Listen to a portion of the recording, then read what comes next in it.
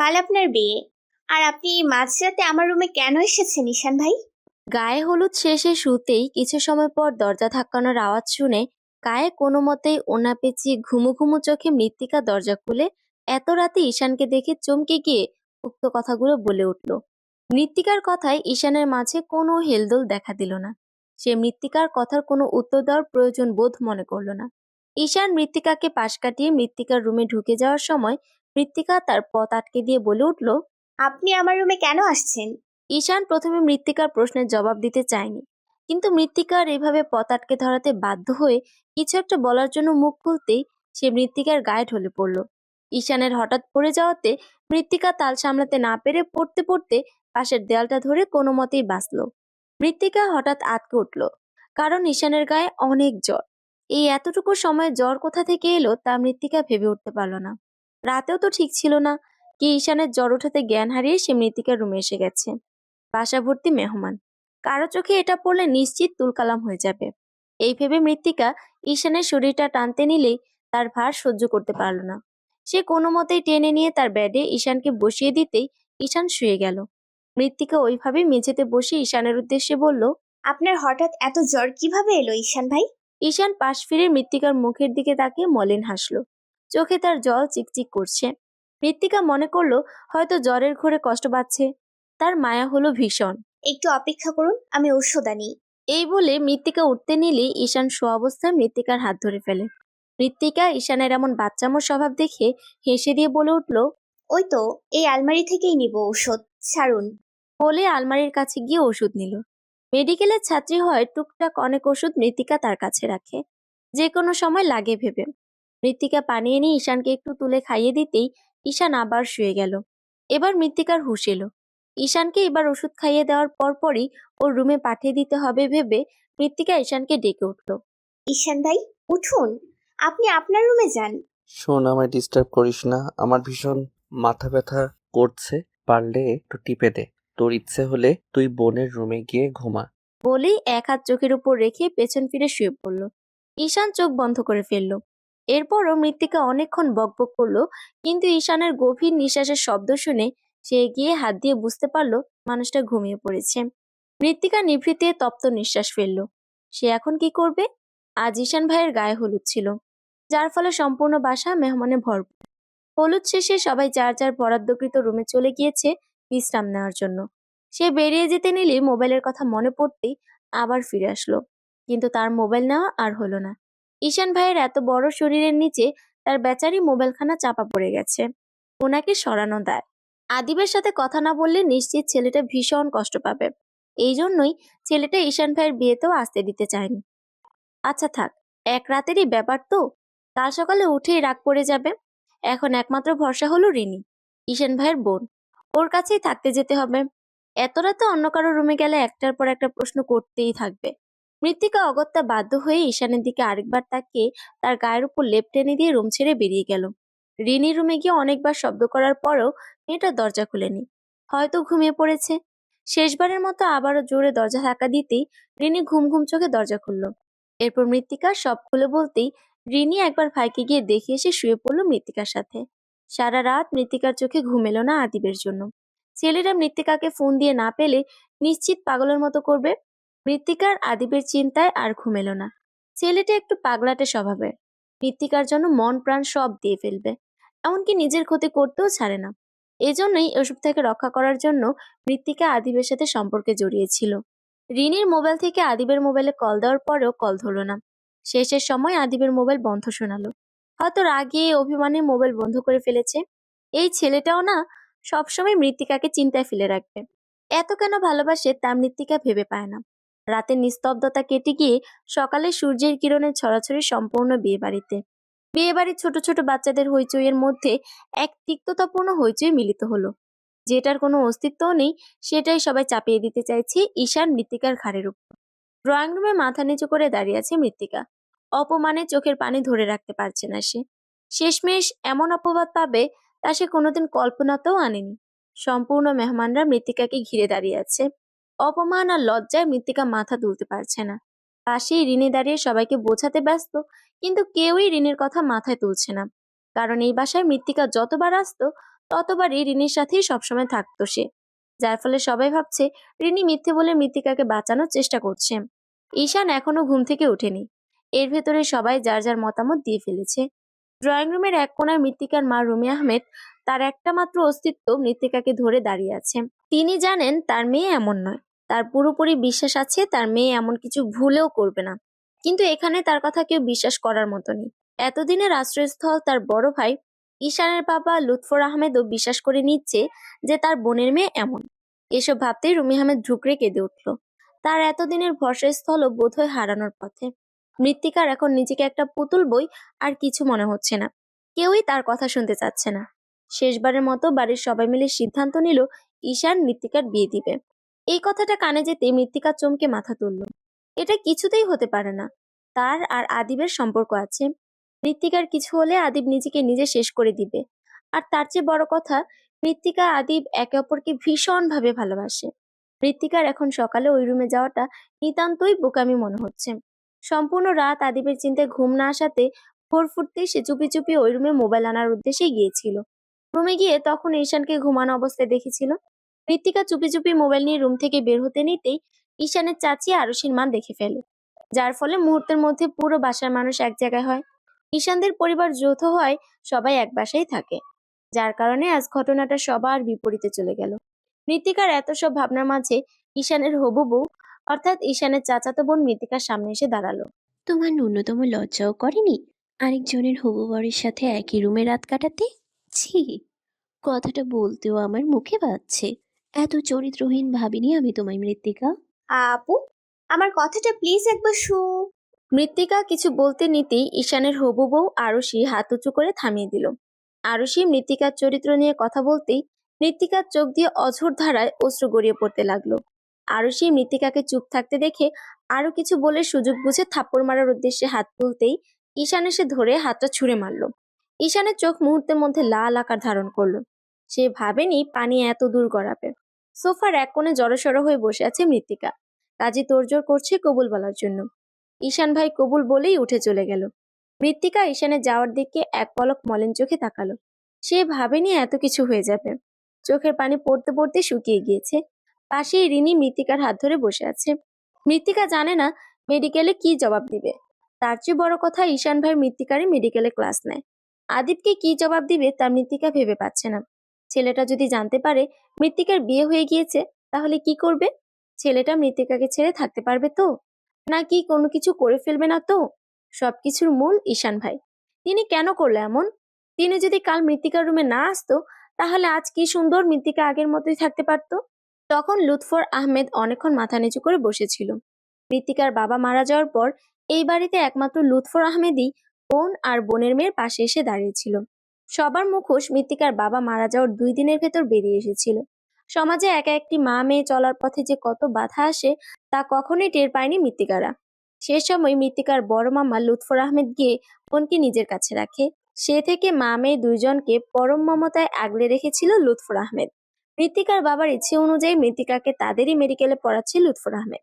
মৃত্তিকাও তার বড় মামার কথা সবসময় মেনে চলতো, তাই তিনি সবার চেয়ে মৃত্তিকাকেই একটু বেশি ভালোবাসতেন। শুধু তাই নয়, লুৎফর আহমেদ মৃত্তিকাকে বিশ্বাস আর ভরসা দুটোই করতেন। কিন্তু আজ কি তিনি আর বিশ্বাস করবেন মৃত্তিকাকে? এই বাড়িতে সবার আগে লুৎফর আহমেদের কথা অনুযায়ী চলে। তখন তিনিও হয়তো মৃত্তিকাকে বিশ্বাস করতে পারেনি। সবাই যখন এক এক কথা বলছিল, লুৎফর আহমেদ তখনও চুপ ছিল। হঠাৎ করে মাথা তুলে বলে উঠল, কাজী ডাকো, ওদের বিয়ে পড়ানো হবে। তার এক কথায় সবাই চুপ হয়ে গিয়েছিল আর পালনও করেছিল। মৃত্তিকা দীর্ঘশ্বাস ফেলে পাশে বসা লুৎফর আহমেদের দিকে এক পলক তাকালো। লুৎফর আহমেদ তখনও মাথা নিচু করেছিলেন। হয়তো বেশি কষ্টই পেয়েছে। মৃত্তিকা কি তার মামাকে বেশি কষ্ট দিয়ে ফেলেছে? কি থেকে কি হয়ে গেল তা মৃত্তিকা এখনো ভেবে উঠতে পারছে না। লুৎফর আহমেদ হঠাৎ মাথা তুলে মৃত্তিকার দিকে এক পলক তাকিয়ে রিনিকে উদ্দেশ্য করে বলে উঠল, রিনেমা, মৃত্তিকাকে ঈশানের রুমে নিয়ে যা, কিছু খাইয়ে দেই, কাল সকালে ওর ক্লাস আছে। মৃত্তিকা চমকে লুৎফর আহমেদের দিকে তাকালো। সে ভাবেনি এত কিছুর মাঝে এভাবে তার মামা তার খেয়াল রাখবে। তার উপর কালকের ইম্পর্টেন্ট ক্লাসটার কথা মাথা থেকে ঝেড়ে গিয়েছিল। কিন্তু লুৎফর আহমেদ ঠিকই মনে রেখেছে। ড্রয়িং রুমে থাকা বাকিরাও চমকে তাকিয়ে রইল লুৎফর আহমেদের দিকে। সবাই মনে করেছিল হয়তো লুৎফর আহমেদও রাগের মাথায় এদের বিয়ের আদেশ দিয়েছিল। বেশিরভাগ মানুষই খুশি হয়ে হয়তো মনে মনে মৃত্তিকা আর ওর মায়ের উপর ভেঙচি কেটেছিল যে এবার মা মেয়ে যায় কোথায় দেখে নিবে। কিন্তু উল্টো লুৎফর আহমেদ এত কিছুর মাঝেও মৃত্তিকার খবর ঠিকই নিচ্ছে। মৃত্তিকা মনে মনে স্বস্তি পেল। তার মানে তার মামা তাকে বিশ্বাস করেছে যে অন্তত মৃত্তিকা এমন কাজ করতে পারে না। রিনি মৃত্তিকাকে নিয়ে রুমে যাওয়ার উদ্দেশ্যে সোফা ছেড়ে উঠতেই লুৎফর আহমেদ পেছন থেকে ডাক দিয়ে নিজে মৃত্তিকার সামনে এগিয়ে এলো। আমি জানি মা, এখন তোর উপর কতটা ভয়ানক প্রেশার পড়ছে। সবাই অন্তত তোদের উপর এমন কিছু চাপিয়ে দিতে চাইলেও আমি জানি তোরা এমন কিছু ভুলেও করবি না। যাক, এসব এখন মাথা থেকে ঝেড়ে নিজের জীবনের দিকে ফোকাস দে তোরা। আমি আশা রাখি তোদের সামনে এগিয়ে যেতে গেলে আর কোনো বাধা আসবে না। নিশ্চিন্তে থাক মা। এখন মনে প্রাণে আমার 2 ছেলে মেয়ে আর আমার বৌমার জন্য দোয়া করি। এখন গিয়ে কিছু খেয়ে শুয়ে পড়, কালকে তোদের ক্লাস আছে, তাড়াতাড়ি শুয়ে পড়। মৃত্তিকা হ্যাঁ বোধক মাথা নাড়ল। রিনি মৃত্তিকাকে ঈশানের রুমে নিয়ে এলো। ঈশান বোধহয় কোথাও বেরিয়ে গিয়েছে। মৃত্তিকা বুঝতে পারল না মানুষটা কি মৃত্তিকার উপর রেগে আছে। রিনি একটা প্লেট আনতেই মৃত্তিকা কিছু খেয়ে ঘুমিয়ে পড়ল। আর এত কিছুর মাঝে আর আদিবের খেয়াল ছিল না। গভীর রাতে ঈশান রুমে ঢুকতেই তার বিছানায় কেউ একজনকে গুটিসুটি মেরে ঘুমিয়ে থাকতে দেখলো। সে এক মুহূর্তের জন্য ভুলে গিয়েছিল যে আজ মৃত্তিকার সাথে তার জীবন আবদ্ধ হয়েছে। সে মুচকি এসে মৃত্তিকার দিকে এগিয়ে গেল। এরপর মন ভরে তাকে দেখে মাথায় হাত বুলিয়ে মৃত্তিকার গায়ে ল্যাপটেনে দিয়ে নিজেও আরেক পাশে ঘুমিয়ে পড়ল। সকালে মৃত্তিকা ঘুমু ঘুমু চোখে হাত দিয়ে মোবাইল নিয়ে সময় দেখতেই তড়িঘড়ি করে শোয়া থেকে উঠে বসতেই পাশে চোখ যেতেই থমকে বসে রইল সে। পাশের সিঙ্গেল সোফাটাতে ঈশান ভাই বসে ফোন গুতাচ্ছে। মৃত্তিকা এক মুহূর্তের জন্য ভুলে গিয়েছিল কাল এত বড় ঘটনাটা। মৃত্তিকা উঠে ওয়াশরুমে গিয়ে মুখে পানির ঝাপটা দিয়ে বেরিয়ে আসলো। ঈশান ভাই এখনো ফোনের দিকে দৃষ্টি দিয়ে আছে। মৃত্তিকা সংকোচ ঠেলে বিষাদ ভরা কণ্ঠে বলে উঠল, কি হবে এরপর? ঈশানের কাছ থেকে কোনো জবাব না আসাতে অপমানে মাথা নিচু করে ফেলল মৃত্তিকা। শুধু শুধু কেন বলতে গেল এমন কথা? এভাবেও যে সবকিছু আর আগানো সম্ভব নয় মৃত্তিকার পক্ষে। তার চেয়ে বড় কথা, এই মানুষটার সাথে তার সংসার ভাবা মোটেও আশাযোগ্য নয়। মৃত্তিকা হতাশ হলো ঈশানের কোনো উত্তর না পেয়ে। এরপর তৈরি হয়ে ক্লাসের উদ্দেশ্যে রুম থেকে বের হতে নিতেই পেছন থেকে ঈশানের গম্ভীর কণ্ঠস্বর শুনে থেমে গেল। আমাদের এই বিয়ে হয়ে যাওয়াটা অনাকাঙ্ক্ষিত। আমিও ভাবিনি এভাবে বিয়েটা হয়ে যাবে। আর তুইও হয়তো ভাবিসনি। আমাদের নিজেদের মধ্যে সময় নেওয়া দরকার। তুই আগের মতোই থাক, পারলে হোস্টেলে থাকতে পারিস আগের মতোই। এগুলো মাথা থেকে ঝেড়ে ফেলে পড়ায় মনোনিবেশ কর। সামনে আমারও বাইরে যেতে হবে, এটা একটা অ্যাক্সিডেন্ট। আর তার চেয়ে বড় কথা, কাল এই আরশির সাথে আমার বিয়েটা হতো না। আমার ক্যারিয়ার এখনো পড়ে আছে, আর তোর পড়াশোনা। আমি বাইরে চলে যাব এই কয়েকদিনের ভেতর। তোর এই বাসায় থাকার প্রয়োজন নেই, তুই হোস্টেলেই থাকিস। বলে ঈশান ভাই ফোন পকেটে পুরে উঠে দাঁড়ালো। মৃত্তিকা কিছু বলার উদ্দেশ্যে মুখ খুলতেই ঈশান আবারও ফিরে বলে উঠল, মেডিকেলে তোর কিছু বলার প্রয়োজন নেই। ইতিমধ্যে অনেকেই হয়তো জেনে গেছে। সেদিকেরটা আমি ম্যানেজ করে নিব। তুই তোর পড়াশোনার দিকে ফোকাস কর। বলে রুম ছেড়ে বেরিয়ে গেল ঈশান ভাই। ঈশান ভাই বেরিয়ে যেতেই মৃত্তিকা থপ করে বসে পড়ল সোফাতে। এরপরই রিনি ঢুকলো। রিনি মৃত্তিকার পাশে বসলো। চিন্তা করিস না, তুই প্যাকিং করে নে। ভাই তোরে আজই চলে যেতে বলেছে হোস্টেলে। এই বাসায় থাকা তোর জন্য ভয়ঙ্কর। আর তার চেয়েও বড় কথা, ভাই তোকে এত সাধনার পর পেয়েছে, হারাতে। রিনির কথার মাঝে মৃত্তিকা তার দিকে তাকাতেই সে থেমে গেল। মৃত্তিকা ভ্রুকুচকে রিনির দিকে তাকিয়ে বলে উঠল, মানে? ও কিছু না, তুই প্যাকিং করে নে। ভাই মনে হয় কাল পরশুর মধ্যে দেশের বাইরে চলে যাবে। মৃত্তিকা হ্যাঁ বোধক মাথা নেড়ে সব প্যাকিং করে রুম থেকে বেরিয়ে গেল। 2 দিন আগেও সে একই ব্যাগ নিয়ে হোস্টেল থেকে এসেছিল ঈশান ভাইয়ের বিয়ে উপলক্ষে। অথচ আজ কত তফাৎ। আজ সে বিবাহিত। মানতে না চাইলেও এটাই নিয়তি। আজ থেকেই সে ঈশান ভাইয়ের অর্ধাঙ্গিনী। ক্লাসে যেতে মৃত্তিকাকে দেখে অনেকের মধ্যে কানাকানি শুরু হয়ে গিয়েছে। মৃত্তিকা ঢুকতে ঢুকতে এসব বুঝে গিয়েছে। আর সবাই কানাকানি করবেও বা না কেন। ঈশান স্যারের সাথে মৃত্তিকার বিয়ে বলে কথা। মৃত্তিকা এসবের দিকে পাত্তা না দিয়ে নিজের জায়গায় গিয়ে বসে পড়ল। কিরে মৃত্তিকা, এসব কি শুনছি? মৃত্তিকার পাশের জন বলে উঠল, তোর নাকি ঈশান স্যারের সাথে বিয়ে হয়ে গিয়েছে? কিভাবে? আর তুই তো কাল ঈশান স্যারের বিয়ে খেতে গেছিলি। মৃত্তিকা একটা দীর্ঘশ্বাস ফেলল। যে বিষয়টা আড়ালে রাখতে চেয়েছিল সেটাই হলো। দেয়ালেরও কান আছে, কথাটি আজ হাড়ে হাড়ে টের পাচ্ছে মৃত্তিকা। মৃত্তিকা কিছু বলার উদ্দেশ্যে মুখ খুলতেই ঈশান ক্লাসরুমে ঢুকতে মুহূর্তের মধ্যে সবাই চুপ হয়ে গেল। মৃত্তিকা একটি স্বস্তির নিঃশ্বাস ফেলে ক্লাসে মনোযোগ দিল। ঈশান ভাই সবসময় গম্ভীরভাবেই থাকে, যার ফলে সবাই ওনাকে ভয় পায়। এই সবার মধ্যে মৃত্তিকাও আছে। আজও এর ব্যতিক্রম হয়নি। ঈশান ভাই প্রতিদিনের ন্যায় ক্লাস শেষ করে বেরিয়ে যেতে নিতেই আবারও সবার কানাকানি শুরু হয়ে গেল। সবার এই কানাঘুষার ব্যাপারটা তিনি বুঝতে পেরে পেছন ফিরে আবারও ক্লাসে ঢুকে মৃত্তিকাকে দাঁড় করিয়ে সবার উদ্দেশ্যে বলে উঠল, অনাকাঙ্ক্ষিতভাবে মৃত্তিকা আমার ওয়াইফ। আশা রাখি কেউ ওকে এই ব্যাপারে প্রশ্ন করে বিভ্রান্ত করবে না। পড়াশোনা করতে এসেছো সবাই, পড়াশোনার দিকেই ফোকাস দাও। Good luck. বলেই বেরিয়ে গেল ক্লাসরুম ছেড়ে। এর পরপরই শোনা গেল ঈশান ভাই আর ক্লাস করাতে আসবে না, উনি দেশের বাইরে চলে যাবেন। মৃত্তিকার একটু খারাপ লাগলো, পাত্তা দিল না। হয়তো এতদিন দেখতে দেখতে মায়া জন্মে গিয়েছে। মৃত্তিকার হঠাৎ আদিবের কথা মনে পড়ল। সে আশেপাশে তাকিয়ে কোথাও আদিবের চিহ্ন দেখতে পেল না। ছেলেটা কি আজকে ক্লাস করতে আসেনি? কিন্তু সে তো ক্লাস মিস দেওয়ার মতো ছেলে নয়। মৃত্তিকা ব্যাগ থেকে মোবাইল বের করে আদিবের নাম্বারে কল লাগাতেই ওই পাশ থেকে বিরক্তিকর আওয়াজটা কানে বাজলো। মোবাইল বন্ধ। মৃত্তিকার চিন্তা হতে লাগলো। সে আদিবের ভালো বন্ধু কয়েকজন থেকে জানতে পারলো সে অসুস্থ। আদিব অসুস্থ কথাটি শুনতেই মৃত্তিকার বুকে চিনচিন ব্যথা অনুভব হলো। মৃত্তিকার একটু মাথা ব্যথা হলেই ছেলেটা প্রাণ দিয়ে দেয়, অথচ আদিব আজ 2 দিন ধরে অসুস্থ, কিন্তু মৃত্তিকা কোনো খোঁজই নিতে পারলো না। মৃত্তিকা ক্লাস শেষ করে হোস্টেলে ফিরে ফ্রেশ হয়ে আদিবের নাম্বারে আবারও কল দিল, কিন্তু এবারও আগের মতোই বন্ধ শোনালো। মৃত্তিকা আদিবের কয়েকজন বন্ধুকে ওর খোঁজ নিয়ে জানাতে বলল। তারা এসে জানালো আদিব আগে থেকে একটু সুস্থ আর কাল ক্লাসে আসবে। এটা শুনে মৃত্তিকা স্বস্তির নিঃশ্বাস ফেলল। যাক, একটা চিন্তা কমলো মাথা থেকে। পরদিন আদিব গেট দিয়ে ঢুকতেই মৃত্তিকা দৌড়ে এগিয়ে গেল। ছেলেটাকে কেমন জানি অগোছালো লাগছে, হয়তো অসুস্থতার জন্য দুর্বলতা গ্রাস করেছে। আদিব মৃত্তিকার সাথে তেমন কোনো কথা বলেনি। এমন কোনো দিন নেই যে আদিব মৃত্তিকার সাথে কথা বলেনি, অথচ আজ কি এমন হলো মৃত্তিকার সাথে কথা বলছে না? আদিব মৃত্তিকাকে একদিন না দেখলে পাগলের মতো আচরণ করে, অথচ আজ কেমন চুপ হয়ে গিয়েছে ছেলেটা। মৃত্তিকা মনে করলো হয়তো অসুস্থ, তাই। কিছু সময় পর আদিব নিজে থেকে শান্ত কণ্ঠে সামনের দিকে দৃষ্টি দিয়ে বলে উঠল, তোমার নাকি বিয়ে হয়ে গেছে মৃত্যু? বলো না এটা মিথ্যে। তুমি আমার আগের মৃত্যুই আছো। বলো না সব কিছু মিথ্যে। বলতে বলতেই আদিব মৃত্তিকার দিকে ফিরে উত্তেজিত হয়ে উঠল। মৃত্তিকা হঠাৎ থমকে গেল আদিবের এমন আচরণে। তার নিজেরও এতক্ষণ খেয়াল ছিল না সে যে বিবাহিত সেটা। আদিব, এটা একটা দুর্ঘটনা। কিভাবে যে হয়ে গেল আমি নিজেও ভাবতে পারিনি। আচ্ছা কিচ্ছু হবে না। তুমি ঈশান স্যারকে ডিভোর্স দিয়ে দাও। আমাদের মাঝে কেউ আসবে না। আমরা এরপরই বিয়ে করে অনেক দূরে কোথাও চলে যাব মৃত্যু। বলতে বলতে মৃত্তিকা দুহাত আদিব নিজের হাতের মাঝে আবদ্ধ করে নিল। তুমি যেটা ভাবছো সেটা কোনোদিনও সম্ভব নয় আদিব। আর আমি আগেও বারবার করে বলেছিলাম এই সম্পর্কের পরিণতি ভালো হবে না। আর এখন এসব মাথা থেকে ঝেড়ে ফেলো আদিব। এখন আমি বিবাহিত। বলেই হাত ছাড়িয়ে নিতে চাইলে আদিব আরো জোরে হাত ধরে রইল মৃত্তিকার। তার একটাই কথা, সে মৃত্তিকার হাত ছাড়বে না।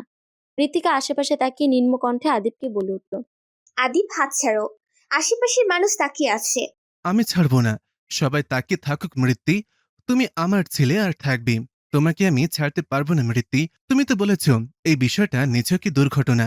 তাহলে চলো না আমরা বিয়ে করে নিই। আদিব আরো জোরে মৃত্তিকার হাত চেপে ধরল। ব্যথায় মৃত্তিকার চোখ দিয়ে অশ্রু গড়িয়ে পড়তে লাগলো, কিন্তু সেদিকে আদিবের হুঁশ নেই। আদিব যেন আজ উঠে পড়ে লেগেছে মৃত্তিকাকে নিজের মতো করে পাওয়ার। মৃত্তিকা ব্যথাকাতর চোখে আদিবের দিকে তাকিয়ে রইল। এই ছেলেটাই এতদিন তার চোখের পানি সহ্য করতে পারতো না, অথচ আজ কেমন সাইকো রূপ ভর করেছে। মৃত্তিকা আজ আদিবের এমন পাগলাটে আচরণ মেনে নিতে পারছে না।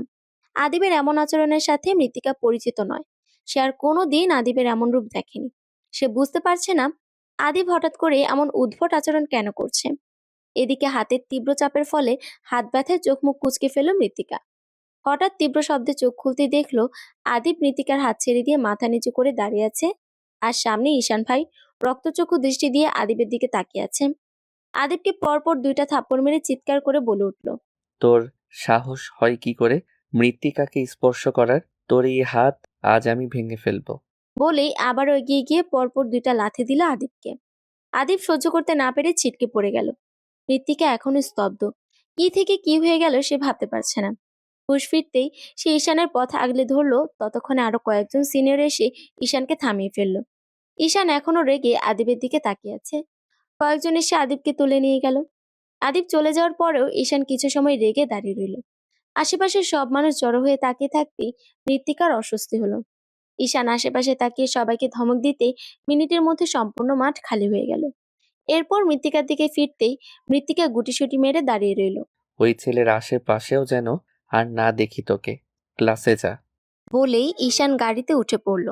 মৃত্তিকা ঈশানের গাড়িটি যাওয়ার দিকে মলিন চোখে তাকিয়ে রইল। তার আদিবের জন্য ভীষণ খারাপ লাগছে। ছেলেটা হঠাৎ এমন আচরণ কেন করলো মৃত্তিকা ভাবতে পারছে না। সেদিন আর ক্লাস করার মুড ছিল না বলে মৃত্তিকা হোস্টেলে ফিরে এলো। দিনটা বিতৃষ্ণায় কাটলো। সারা রাত আর ঘুম এলো না।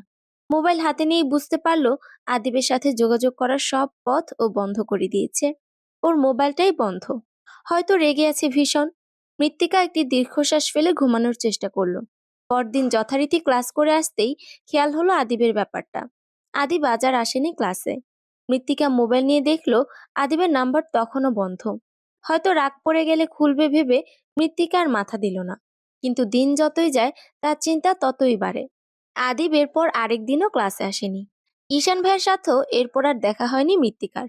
তার মাথায় আদিবের চিন্তা বেশি ঘুরপাক খাচ্ছে। তাই একদিন সিদ্ধান্ত নিল মৃত্তিকা আদিবের বাসায় গিয়ে দেখে আসবে। আদিবের বাসার সামনে গিয়ে তালা দেখে সে কিছুক্ষণ দাঁড়িয়ে রইল। এই বাড়িতে আদিবের সাথে আরেকবার আসা হয়েছিল, যার ফলে বাসা চিনতে কষ্ট হয়নি। মৃত্তিকা আদিবের বাসায় আসাতে কি খুশি না হয়েছিল ছেলেটা। সম্পূর্ণ বাড়ি মাথায় তুলেছিল এটা ওটা দেখাতে মৃত্তিকাকে। আদিবের মাও ছেলের খুশিতে এটা ওটা রান্না করে খাইয়েছিল মৃত্তিকাকে। আদিব আর ওর মা মিলে তাদের ছোট্ট সংসার। আদিব টিউশন করে কষ্ট করে লেখাপড়া করছে। মাঝে মাঝে মৃত্তিকাও আদিবকে এটা ওটা দিয়ে সাহায্য করত। ছেলেটা নিতে চাইতো না, কিন্তু মৃত্তিকা জোর করে দিত। মৃত্তিকা একটি দীর্ঘশ্বাস ফেলে আদিবের বাসার সামনে দাঁড়িয়ে রইল। আশেপাশে তাকিয়েও কাউকে দেখতে না পেয়ে ফিরে আসলো হোস্টেলে। বাড়ি ছেড়ে যাবেই বা কোথায় ছেলেটা? ছেলেটার কি হয়েছে হঠাৎ করে তা মৃত্তিকা বুঝে উঠতে পারল না। সেদিনের পর কেটে গেল আরো কয়েকদিন। সেদিন মৃত্তিকা ক্লাস করে এসে শুতেই ঘুমিয়ে পড়ল। সন্ধ্যার দিকে কারো ধাক্কায় আধো আধো চোখ খুলে দেখলো তার রুমমেট সিয়া দাঁড়িয়ে আছে। মৃত্তিকা চোখ মুখ কুঁচকে কিছু গালি দিয়ে আবারও শুতে গিয়ে সিয়া বাধা দিতে মৃত্তিকা উঠে বসলো। কি? এভাবে মুত্তের মতো দাঁড়িয়ে আমার ঘুমের 12টা বাজাচ্ছিস কেন? সেটা তোর মোবাইল দেখলেই বুঝতে পারবি। বাইরে ঈশান স্যার অপেক্ষা করছে, গিয়ে দেখ। মৃত্তিকা চমকে তাকালো সিয়ার দিকে। ঈশান ভাই এখানে কেন আসবে? বিছানার এক কোণ থেকে মোবাইলটা হাত চেয়ে দেখলো গুটি গুটি অক্ষরে একটা মেসেজ লেখা। নিচে আয় দ্রুত। ব্যাস, মৃত্তিকার জন্য এই একটা মেসেজই যথেষ্ট। ঈশান ভাইয়ের রাগ সম্পর্কে সবাই অবগত। তাই মৃত্তিকা আর কোনো বাক্য বিনিময় না করে ওয়াশরুম থেকে মুখে পানির ঝাপটা মেরে আলসেমি ভাবটা দূরে রেখে কোনো মতে ওনা পেঁচিয়ে রুম থেকে বেরিয়ে সিঁড়ি বেয়ে নিচে নেমে এলো। আশেপাশে তাকিয়ে দেখলো গেটের বাইরে গাড়ির সাথে হেলান দিয়ে ফোনের দিকে দৃষ্টি ঈশান ভাইয়ের। কালো শার্ট পরিহিত ঈশান ভাইকে আজ যেন অন্যদিনের তুলনায় সৌন্দর্য আরো বেশি ফুটে উঠেছে। মৃত্তিকা আশেপাশে তাকিয়ে ঈশানের সামনে গিয়ে মাথা নিচু করে বলে উঠল, ঈশান ভাই। ঈশান ফোন থেকে মাথা তুলে মৃত্তিকার দিকে এক পলক তাকিয়ে মোবাইলটা পকেটে পুরে নিল। গাড়িতে ওঠ। ঈশানের কণ্ঠস্বরটা কানে আসতেই মৃত্তিকা বলে উঠল, আমাকে বলছেন?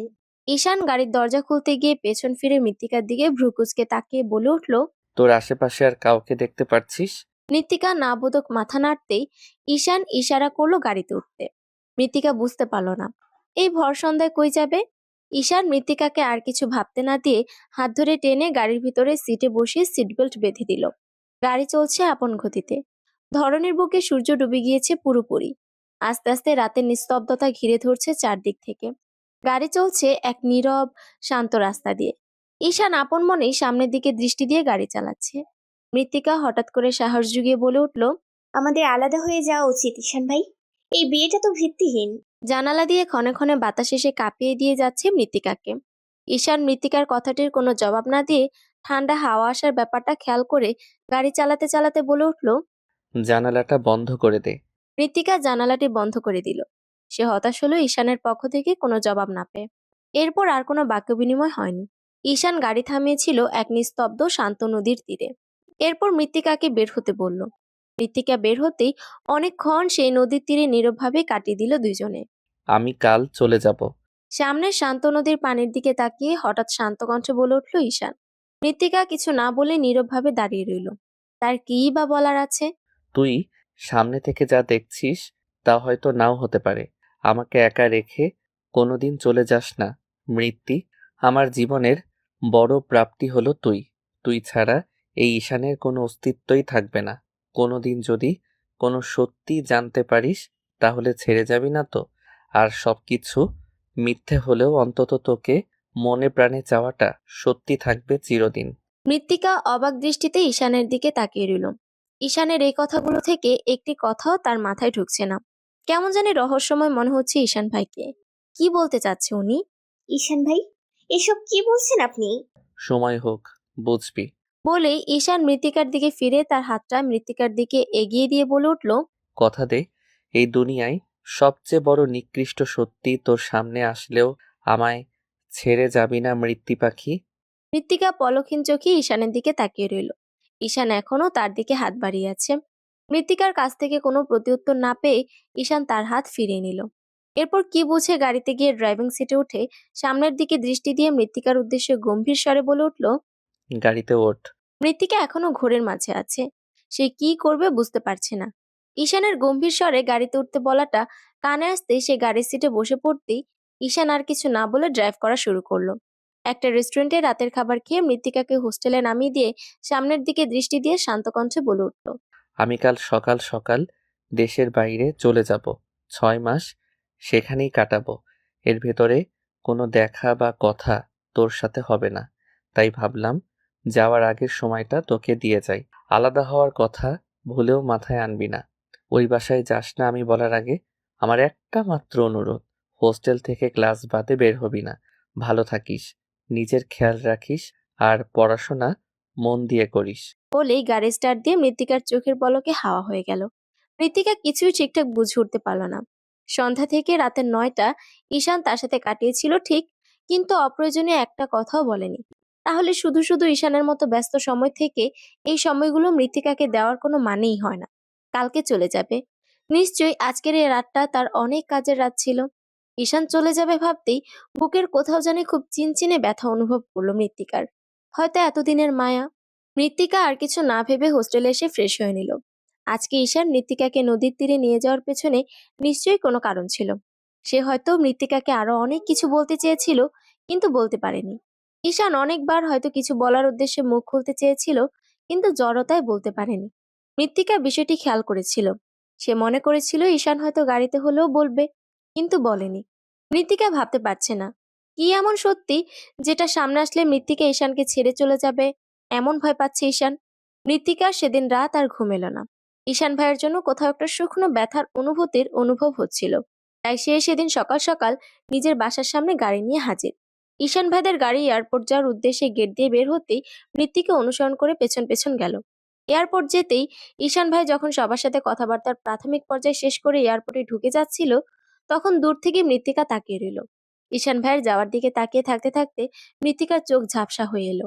তার চোখ থেকে টুপ করে 2 ফোঁটা অশ্রু গড়িয়ে পড়ল। সে জানে না ঈশান ভাই আর তার বন্ধনটা আর এগোবে কিনা, কিন্তু তবুও কেন জানি কবুল বলার পর থেকেই মানুষটাকে অনেক আপন মনে হয়। দেখতে দেখতে ঈশান মৃত্তিকার চোখের পলকে অদৃশ্য হয়ে গেল। মৃত্তিকা চোখ মুছে লুকিয়ে গাড়িতে উঠে পড়লো হোস্টেলের উদ্দেশ্যে। কেটে গেল কয়েকদিন। এর ভেতর মৃত্তিকা আর বাইরের কোনো কিছুতে খেয়াল না দিয়ে পড়াশোনায় মন দিল। রিনি জানিয়েছে ঈশান ভাই সহি সালামতেই দেশের বাইরে পৌঁছে গিয়েছে। তবে মাঝখানে ভীষণ খারাপ লাগে আদিবের জন্য। আদিব সেদিনের পর থেকে আর আসেনি। মৃত্তিকা শুনেছে আদিব এখান থেকে চলে গিয়েছে অন্য কোথাও। এই মেডিকেলও সে আর পড়বে না। এতদিন একসাথে পথ চলা যার ফলে মৃত্তিকার হুট করে ভীষণ খারাপ লাগে আদিবের জন্য। সে তো এটা চায়নি। ঈশান ভাইয়ের সাথে হুট করে এভাবে বিয়ে হয়ে যাবে, সেটা মৃত্তিকা কল্পনায়ও আনেনি। মৃত্তিকা মনে করেছিল ঈশান ভাইকে সুযোগ বুঝে ডিভোর্সের কথা জানাবে, কিন্তু সেদিনের পর থেকে মনে হচ্ছে না এমন কিছু হবে। তবুও সে চেষ্টা করবে। আদিবের সাথে যদি আরেকবার দেখা হতো তাহলে মৃত্তিকা বুঝিয়ে বলতো, কিন্তু আদিব যে এভাবে চোখের পলকে নিরুদ্দেশ হয়ে যাবে তা ভাবেনি মৃত্তিকা। কোথায় খুঁজবে সে আদিবকে? হয়তো আছে কোথাও লুকিয়ে। মৃত্তিকাকে ধরা দিতে চাচ্ছে না। কালই মৃত্তিকা ঢাকার বাইরে আদিবের গ্রামের বাড়ির খোঁজ নেবে। যেমন করেই হোক আদিবের সাথে দেখা করবেই মৃত্তিকা। মৃত্তিকা সিদ্ধান্ত নিল আজ আদিবের গ্রামের বাড়ি গিয়ে খোঁজ নেবে। তার আশা আদিবকে সে সেখানে পাবে। আদিব তার নিজের পরিচয় ভালোমতো মৃত্তিকাকে কোনো দিন বলেনি। মৃত্তিকা জোর করলেও বলতো না। এমনকি তার বাবা সম্পর্কেও আদিব তেমন কোনো কথা বলতো না। মৃত্তিকার বেশি জোরাজোরির ফলে একদিন বলেছিল তার বাবা মারা গিয়েছে আর তার গ্রামের বাড়ি ঢাকার বাইরে কুমিল্লায়। মৃত্তিকা মাঝে মাঝে আদিবকে বুঝতে পারতো না, কারণ আদিব স্বয়ং মৃত্তিকাকেও তার পরিবার সম্পর্কে কোনো কথা বলতে চাইতো না। পরিবার সম্পর্কে মৃত্তিকা কিছু জিজ্ঞেস করলেই আদিব কথাটা এড়িয়ে অন্য বিষয়ে কথা বলতো। তবুও একদিন মৃত্তিকা সন্দেহের চোখে চেয়েছিল বিধায় আদিব তার গ্রামের বাড়ির ঠিকানাটা মৃত্তিকাকে দিয়েছিল। আদিবের সাথে অনেক বোঝাপড়া বাকি আছে মৃত্তিকার। আদিব এত ছোট বিষয় নিরুদ্দেশ হওয়ার মতো ছেলে না। আর যদি আদিবের নিরুদ্দেশ হওয়ার পেছনে মৃত্তিকাই দায়ী থাকে, তাহলে মৃত্তিকা আদিবকে বুঝিয়ে বলবে। মৃত্তিকার কারণে আদিবের এত সুন্দর ভবিষ্যৎ নষ্ট করার কোনো মানেই হয় না। যদি আদিব তাতেও না মানে, তাহলে মৃত্তিকা নিজ থেকেই সরে যাবে। তাই মৃত্তিকা যথারীতি ক্লাস শেষ করে হোস্টেলে এসে ফ্রেশ হয়ে নিল। এত কিছুর মাঝে মৃত্তিকা তার একটা ক্লাসও মিস দেয়নি। ঈশান আশেপাশে না থাকলেও ঈশানের কথা মৃত্তিকার প্রতি হাড়ে হাড়ে মেনে চলার চেষ্টা করে। নিয়ম অনুসারে প্রতিদিন পড়াশোনা ঠিকঠাক করে। তার মন না মানলেও সে এখন অন্যজনের অর্ধাঙ্গিনী, কোনো ঘরের বউ। বিকেলের দিকে মৃত্তিকা হোস্টেল থেকে বেরিয়ে পড়ল আদিবের গ্রামের বাড়ি কুমিল্লা যাওয়ার উদ্দেশ্যে। মৃত্তিকা হোস্টেল থেকে বেরিয়েই কুমিল্লার বাসে উঠল। ওঠার আগে রিনিকে জানিয়ে দিল কিছু কারণে সে বাইরে যাচ্ছে, পরে এসে সব বলবে। বাসায় কাউকে কিছু না জানাতে স্টেশনে এসে মৃত্তিকা বাস ছাড়ার উদ্দেশ্যে দাঁড়ালো। মৃত্তিকা বাস ছাড়ার অনেক আগে স্টেশনে এসে পড়েছে, যার ফলে আরো অনেকক্ষণ বাসে বসে থাকতে হবে। এখনো যাত্রী তেমন আসে নাই, মাত্র 2-1 জন যাত্রী এসে বসেছে। মৃত্তিকা আর কিছু না ভেবে বাসে উঠে বসলো। তার সিট জানালার পাশে, যার ফলে বাইরের সবকিছুই দেখতে পাচ্ছে। মৃত্তিকা সিটে বসে চারদিকে তাকিয়ে এতক্ষণ কিভাবে বসে থাকবে ভেবে ব্যাগ থেকে ইয়ারফোন নিতে নিতে আনমনে জানালার বাইরে চোখ যেতেই থমকে গেল। তার মনে হলো বাইরে এইমাত্র ঈশান ভাইয়ের মতোই কাউকে জানি দেখেছে মাস্ক পরিহিত। কিন্তু ঈশান ভাই তো দেশের বাইরে, উনি এখানে কিভাবে আসবে? সে আবারও বাইরে দূরের ওই দোকানটার দিকে তাকালো, কিন্তু এখন খালি। মৃত্তিকা নিজের চোখের ভ্রম ভেবে সিটে বসলো। সারাদিন ঈশান ভাইকে নিয়ে ভাবতে ভাবতে তার মাথাটাই বোধহয় শেষ। সে মুচকি হেসে আশেপাশে তাকিয়ে বুঝতে পারলো বাস ছাড়তে আরো অনেকক্ষণ আছে। এখনো যাত্রী পুরোপুরি ওঠেনি, তাই মোবাইলে প্রিয় একটি গান ছেড়ে সিটে হেলান দিয়ে কানে ইয়ারফোন গুঁজে চোখ বন্ধ করে ফেললো। গান শুনতে শুনতে ঝিমুচ্ছে মৃত্তিকা। হঠাৎ মনে হলো তার পাশের সিটে কেউ একজন বসেছে। হয়তো যাত্রী ভেবে সে পাত্তা না দিয়ে গান উপভোগ করতে রইল। বাস বোধহয় ছেড়ে দিয়েছে। চলন্ত বাসে জানালার পাশের সিটে বসে চোখ বন্ধ করে গান শোনার মজাই আলাদা। অনেকক্ষণ পরে মনে হলো কেউ একজন পুরুষালী কণ্ঠে মৃত্তিকার কানের পাশে কথা বলছে। পরপর আওয়াজটা আসতেই মৃত্তিকা বুঝতে পারলো হয়তো কাউকে ডাকছে, কিন্তু আওয়াজটা তার গানের সুর ভেদ করে আরো তীব্র হতেই বুঝতে পারলো পাশের সিটের মানুষটা হয়তো মৃত্তিকাকেই ডাকছে। মৃত্তিকা গান শুনতে গিয়ে কল্পনার রাজ্যে হারিয়ে গেল। নতুন নতুন গানের তালে তার সুন্দর কল্পনার মাঝে কারো এভাবে ডাকাতে সে বিরক্ত বোধ হলো। তার এই মুহূর্তে মোটেও চোখ খুলে দেখার ইচ্ছে নেই, কিন্তু পাশের জন দমে যাওয়ার পাত্রী নয়, সে এক নাগাড়ে ডেকেই চলেছে। আশ্চর্য, কারো কাঁচা ঘুমের মধ্যে এভাবে ডাকার কোনো মানেই হয় না। মৃত্তিকা চোখ বন্ধ অবস্থাতেই কান থেকে ইয়ারফোন খুলে নড়ে চড়ে বসতেই পাশ থেকে লোকটা আবারও ডেকে উঠল। Hello miss. মৃত্তিকা অনিচ্ছা সত্ত্বেও আধো আধো চোখ খুলে পাশের জনের দিকে তাকাতেই দেখলো আগন্তুকটি দাঁত বের করে তার দিকে তাকিয়ে হাসছে। তা দেখে মৃত্তিকার রাগ যেন তরতর করে বেড়ে গেল। সে বিরক্তিতে অসূচক শব্দ করলো। মৃত্তিকা ভ্রু কুঁচকে আগন্তুকটির দিকে জিজ্ঞাসা দৃষ্টিতে তাকাতেই আগন্তুকটি মিষ্টি করে হেসে জবাব দিল। মিস, আসলে এই প্রথমবারের মতো কোথাও এত দূরের জার্নিতে যাচ্ছি। এত বড় রাত জার্নি কাটাতে গিয়ে খারাপ লাগবে ভেবে আপনার সাথে পরিচয় হতে চাচ্ছি। মৃত্তিকা আপন মনে বিড়বিড় করে কিছু গালি দিতে আগন্তুকটি তার দিকে তাকিয়ে বলে উঠল, মিস কিছু বলবেন? ছেলেটির মুখ থেকে মিস শোনার পর মৃত্তিকার রাগ আরো বেশি বেড়ে গেল। সে দাঁতে দাঁত চিবিয়ে কোনো রকম নিজের রাগকে কন্ট্রোল করে চিবিয়ে চিবিয়ে জবাব দিল। আমি মিস নই, মিসেস। ও, আপনি বোধহয় বিরক্ত বোধ হচ্ছেন। ছেলেটির এমন কথা শুনে মৃত্তিকার খারাপ লাগলো। আসলেই তো, বিনা কারণে ছেলেটির উপর রেগে আছে মৃত্তিকা। তার কাঁচা ঘুম ভেঙে যাওয়ায় ছেলেটির উপর রাগ দেখাচ্ছে, কিন্তু এছাড়া ছেলেটির উপর রাগার মতো আর কিছুই তো সে করেনি। হয়তো বাচাল টাইপ ছেলে, তাই কথা বলা ছাড়া থাকতে পারছে না। মৃত্তিকারও আর কিছু সময় পেরোলে হয়তো একঘেয়েমি চলে আসতো। থাক, একটাকে অন্তত পেল, গল্প করে কাটানো যাবে। এই ভেবে মৃত্তিকা হাসি মুখে ছেলেটির জবাব দিতেই ছেলেটি খুশিতে মৃত্তিকার সাথে গল্প জুড়ে দিল। কোথায় যাবেন? কুমিল্লা। আরে আমিও। ছেলেটি উৎফুল্ল হয়ে একটার পর একটা গল্প জুড়ে দিচ্ছে মৃত্তিকার সাথে। এটা ওটা বলে হাসাতে চেষ্টা করছে মৃত্তিকাকে। ছেলেটির এমন বাচ্চাপনা দেখে মৃত্তিকা আপন মনে মুচকি হাসলো। এই ছেলেকে দেখতে খারাপ লাগছে না, ভরসা করাই যায়। প্রথমে মৃত্তিকা মনে করেছিল হয়তো ছেলেটা খারাপ হতে পারে। আজকালকার যুগে তো কাউকে বিশ্বাস করা যায় না, কিন্তু এই ছেলেটার এমন বাচ্চাপনা গল্প শুনে মনে হচ্ছে না ছেলেটা খারাপ হবে। তাই মৃত্তিকাও ছেলেটার কথার এটা ওটা উত্তর দিল। কিন্তু মৃত্তিকা বুঝতে পারলো না আর কিছু সময় পরেই তার কপালে কত বড় বিপদ অপেক্ষা করছে। আসলে কি তার ভাবনা অনুসারে ছেলেটা ভরসাযোগ্য? গল্প করতে করতে মৃত্তিকা ঘুম ঘুম ভাব আসতে ছেলেটি তা বুঝতে পেরে মৃত্তিকাকে নিশ্চিন্তে ঘুমাতে বলল। এরপর নিজের মোবাইল বের করে কানে ইয়ারফোন গুঁজে চোখ বন্ধ করে সিটে হেলান দিয়ে বসলো। মৃত্তিকাও জানালাটা খুলে বাইরের দিকে দৃষ্টি দিতে দিতে ঘুমের রাজ্যে পাড়ি জমালো। মৃত্তিকা চোখ খুলতেই নিজেকে বদ্ধ অন্ধকার রুমে আবিষ্কার করলো। সে ভ্রু কুঁচকে উঠে বসতে খেয়াল করলো তার হাত পা শক্ত কিছুর সাথে বাঁধা। সে এখানে কিভাবে এলো তা ভাবতে পারলো না। হিসেব মোতাবেক এখন তো তার স্টেশনে থাকার কথা ছিল, তাহলে এখানে কিভাবে আসলো সে? কাল রাত ছেলেটার সাথে গল্প করে জানালার সাথে মাথা ঠেকিয়ে বাইরে দেখতে দেখতে কখন জানি ঘুমিয়ে পড়েছিল তা খেয়াল করতে পারেনি। এরপর তো আর কিছুই হয়নি। ঘুমানোর পরও তার তো বাসেই থাকার কথা ছিল, এখানে কিভাবে আসলো সে? ঘুমানোর পর কি হয়েছিল মৃত্তিকার সাথে? তার মানে কি তার পাশের মিষ্টভাষী ছেলেটাই এসবের কারণ? মৃত্তিকা আশেপাশে তাকিয়েও কোনো আলোর হদিশ পেল না। সে চিৎকার করতে গিয়ে খেয়াল করলো তার চিৎকার বেরোচ্ছে না, তার মুখে কিছু একটা আটকানো। মৃত্তিকা কোনো আওয়াজ বের করতে গিয়েই গোঙানির আওয়াজ হলো। তাকে কোনো একটা চেয়ারের সাথে বেঁধে ফেলা হয়েছে। ঘাড়টা ভীষণ ব্যথা করছে, হয়তো এভাবে একপাশে ঘুমানোর ফলে। মৃত্তিকা পেছনের হাতের বাঁধনটা খুলতে চেয়েও খুলতে পারল না। অনেক শক্ত করে দুই হাত একসাথে বাঁধা হয়েছে। মৃত্তিকা হাতের বাঁধন খোলার চেষ্টা করতে করতে একসময় দুর্বল হয়ে পড়ল। মায়ের কথা ভীষণ মনে পড়ছে। ঈশান ভাইয়ের চেহারাটা চোখের উপর ভাসছে। আস্তে আস্তে দুর্বলতা গ্রাস করছে। কি করবে সে এখন? কে এখানে মৃত্তিকাকে বাঁচাতে আসবে? কেউই তো জানে না মৃত্তিকার ঢাকার বাইরে আসার ব্যাপারটা। তাহলে কি এভাবেই কাটাতে হবে? এরপর তার সাথে কি হবে ভাবতেই মৃত্তিকার চোখ ঘুরে দুফোঁটা অশ্রু বেরিয়ে এলো। মৃত্তিকা জানে না এখানে কতদিন তাকে এভাবে আটকে রাখবে। আস্তে আস্তে তার দেহের ভার ছেড়ে দিচ্ছে, দুর্বলতা গ্রাস করছে। আজ কয়েকদিন ধরে সে এভাবে বদ্ধ রুমে কাটাচ্ছে। কোনো আলোর হদিশ পাচ্ছে না এখানে। শুধু খাওয়ার সময় একজন এসে খাবার দিয়ে যায়, তখন দরজা দিয়ে একটু আলো ঢুকে। সেই আলোতেই মৃত্তিকার খাবার শেষ করতে হয়।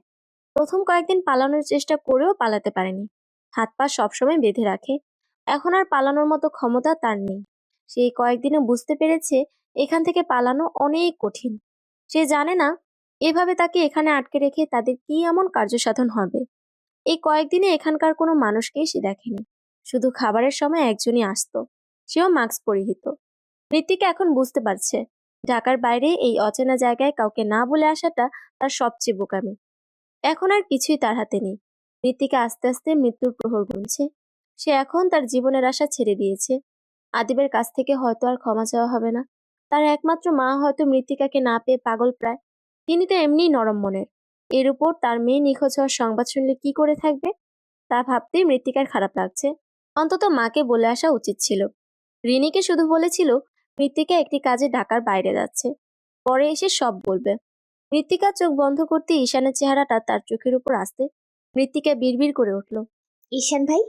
ঈশান ভাইয়ের কথা ভাবতে গিয়ে তার দু চোখ বেয়ে অশ্রু গড়িয়ে পড়ল। সে তার ঈশান ভাইয়ের কথা অমান্য করেছে। তিনি মৃত্তিকাকে প্রয়োজন ছাড়া কোনো কাজে হোস্টেল থেকে বের হতে বারণ করেছিল। ঈশান ভাই কি জানে মৃত্তিকার নিখোঁজ হওয়ার ব্যাপারে? তিনি কি মৃত্তিকাকে খুঁজতে আসবে? হঠাৎ বাইরে থেকে কয়েকজনের আওয়াজ আসতেই মৃত্তিকা বুঝতে পারলো তাকে আটকে রাখা এই রুমটিতেই বোধহয় আসছে। তাহলে এতদিনে মৃত্তিকা তাদের উদ্দেশ্য সম্পর্কে হয়তো জানতে পারবে। মানুষগুলো রুমে ঢোকার আগেই দরজার বাইরে দাঁড়িয়ে পড়ল। একজন আগে আগে ঢুকে মৃত্তিকার চোখ বেঁধে দিল। এরপর বাকি মানুষগুলো ঢুকলো। মৃত্তিকা পায়ের আওয়াজ শুনে বুঝতে পারলো এখানে অনেকজন। ভয়ে তার অন্তরাত্মা কেঁপে উঠল। এই লোকগুলো এখন মৃত্তিকার সাথে কিছু করতে আসলেও মৃত্তিকা পেরে উঠবে না। মৃত্তিকা দুর্বলভাবে তাদের কথোপকথন শুনতে লাগলো। এটাকে কি করা যায়? ঈশানের বউ না? এটাকেই তো খুঁজছিলাম, সে ধোকা দিছিল আমাদের। কি করা যায়? অন্য মেয়েগুলোকে যেমন করা হয় এটার সাথেও সেটাই হবে। এটাকে একটু স্পেশাল ভাবে পাঠানো হবে। এর পরপরই সবাই হেসে উঠল। মৃত্তিকা কিছুই করতে পারল না, চুপচাপ শোনা ছাড়া। সেখান থেকে সেদিনের বাসে মৃত্তিকার পাশে বসা ছেলেটারা আওয়াজ শুনতেই মৃত্তিকা যা বুঝার বুঝে ফেলল। তবে তাই হোক। এইটাকে শেষবারের মতো একা ভালো মতো খাইতে দেই, এরপর এত ভালো খাবার নাও পেতে পারে। বস, মেয়েটা কয়েকদিন ধরে তেমন কিছু খাচ্ছে না, শুধু পানি ছাড়া। আজকে রাত ওর ফ্লাইট, না খেলেও জোর করে খাইয়ে দিবি। বসের টার্গেট বলে কথা, এটা আমাদের জন্য অনেক মূল্যবান সম্পদ। এটার যেন কোনো ক্ষয়ক্ষতি না হয়। এরপর 32 নাম্বার রুমের মেয়েগুলোকে খাইয়ে দিবি। খাওয়ার পর স্পেশাল পানীয় খাইয়ে দিবি। আচ্ছা ভাই। এরপর রুমটা আগের মতোই নিস্তব্ধ হয়ে গেল। হয়তো লোকগুলো চলে গিয়েছে। এই লোকগুলোর কথোপকথন শুনে মৃত্তিকা বুঝতে পারলো সে খুব বিশ্রীভাবে ফেঁসে গিয়েছে। হয়তো এই ফাঁদ থেকে আর বেরও হতে পারবে না। 32 নাম্বার রুমে আরো মেয়ে আছে, তার মানে নারী পাচার। মৃত্তিকার গা রাগে রিরি করে উঠল। আরো অনেক অসহায় মেয়ে এখানে আটকে আছে। ওদের মনের অবস্থা হয়তো আরো করুণ। মৃত্তিকার নিজের চিন্তা হচ্ছে না, কিন্তু মেয়েগুলোর জন্য বড্ড কষ্ট হচ্ছে। আচ্ছা, ওরা ঈশান ভাইয়ের কথা কেন বললো? ঈশান ভাই কি ওদের চেনা পরিচিত? তাহলে ঈশান ভাই কি জানতে পারবে মৃত্তিকা এখানে আটকে পড়েছে?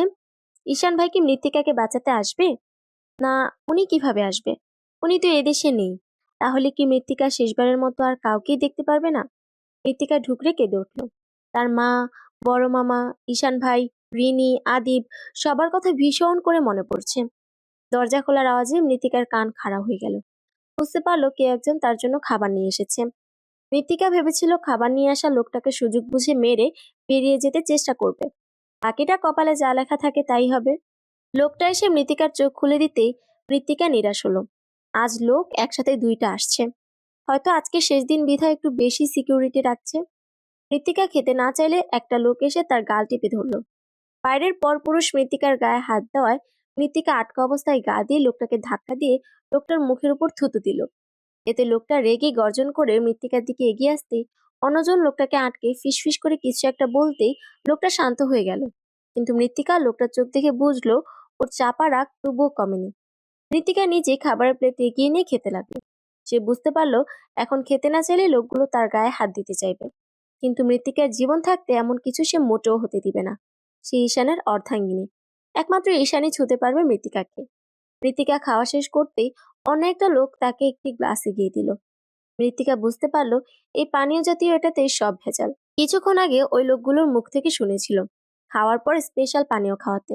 হয়তো এই পানি খেয়ে সবাই জ্ঞান হারিয়ে ফেলবে, যাতে রাতে তাদের মেয়েগুলোকে পাচার করতে কোনো অসুবিধা না হয়। মৃত্তিকা কোনো মতেই খাবে না এই পানি, কিন্তু লোকগুলো বারে বারে তার দিকে এগিয়ে আসছে, যেন সুযোগ পেলেই মৃত্তিকার শরীরে হাত দিতে চাচ্ছে। মৃত্তিকা তার আটকানো চেয়ার দিয়ে একজনকে ধাক্কা দিতেই অন্যজন এসে তার মুখ আটকে ধরতেই আরেকজন পানিগুলো তার মুখে ঢেলে দিল। এতে মৃত্তিকা না চাইতেও খেতে হলো। লোকগুলো মৃত্তিকাকে আগের মতো আটকে দিয়ে বেরিয়ে গেল। মৃত্তিকা আস্তে আস্তে দুর্বল হয়ে পড়ছে। চোখগুলো বারে বারে খুলে রাখতে চাইলেও ব্যর্থ হচ্ছে। তার চোখ গড়িয়ে অঝোর ধারায় পানি পড়ছে। তার বুঝি শেষবারের মতো পরিবারকে আর দেখা হলো না। সে বুঝি হেরে যাচ্ছে। মৃত্তিকাকে বাঁচাতে ঈশান ভাই কি আসবে না?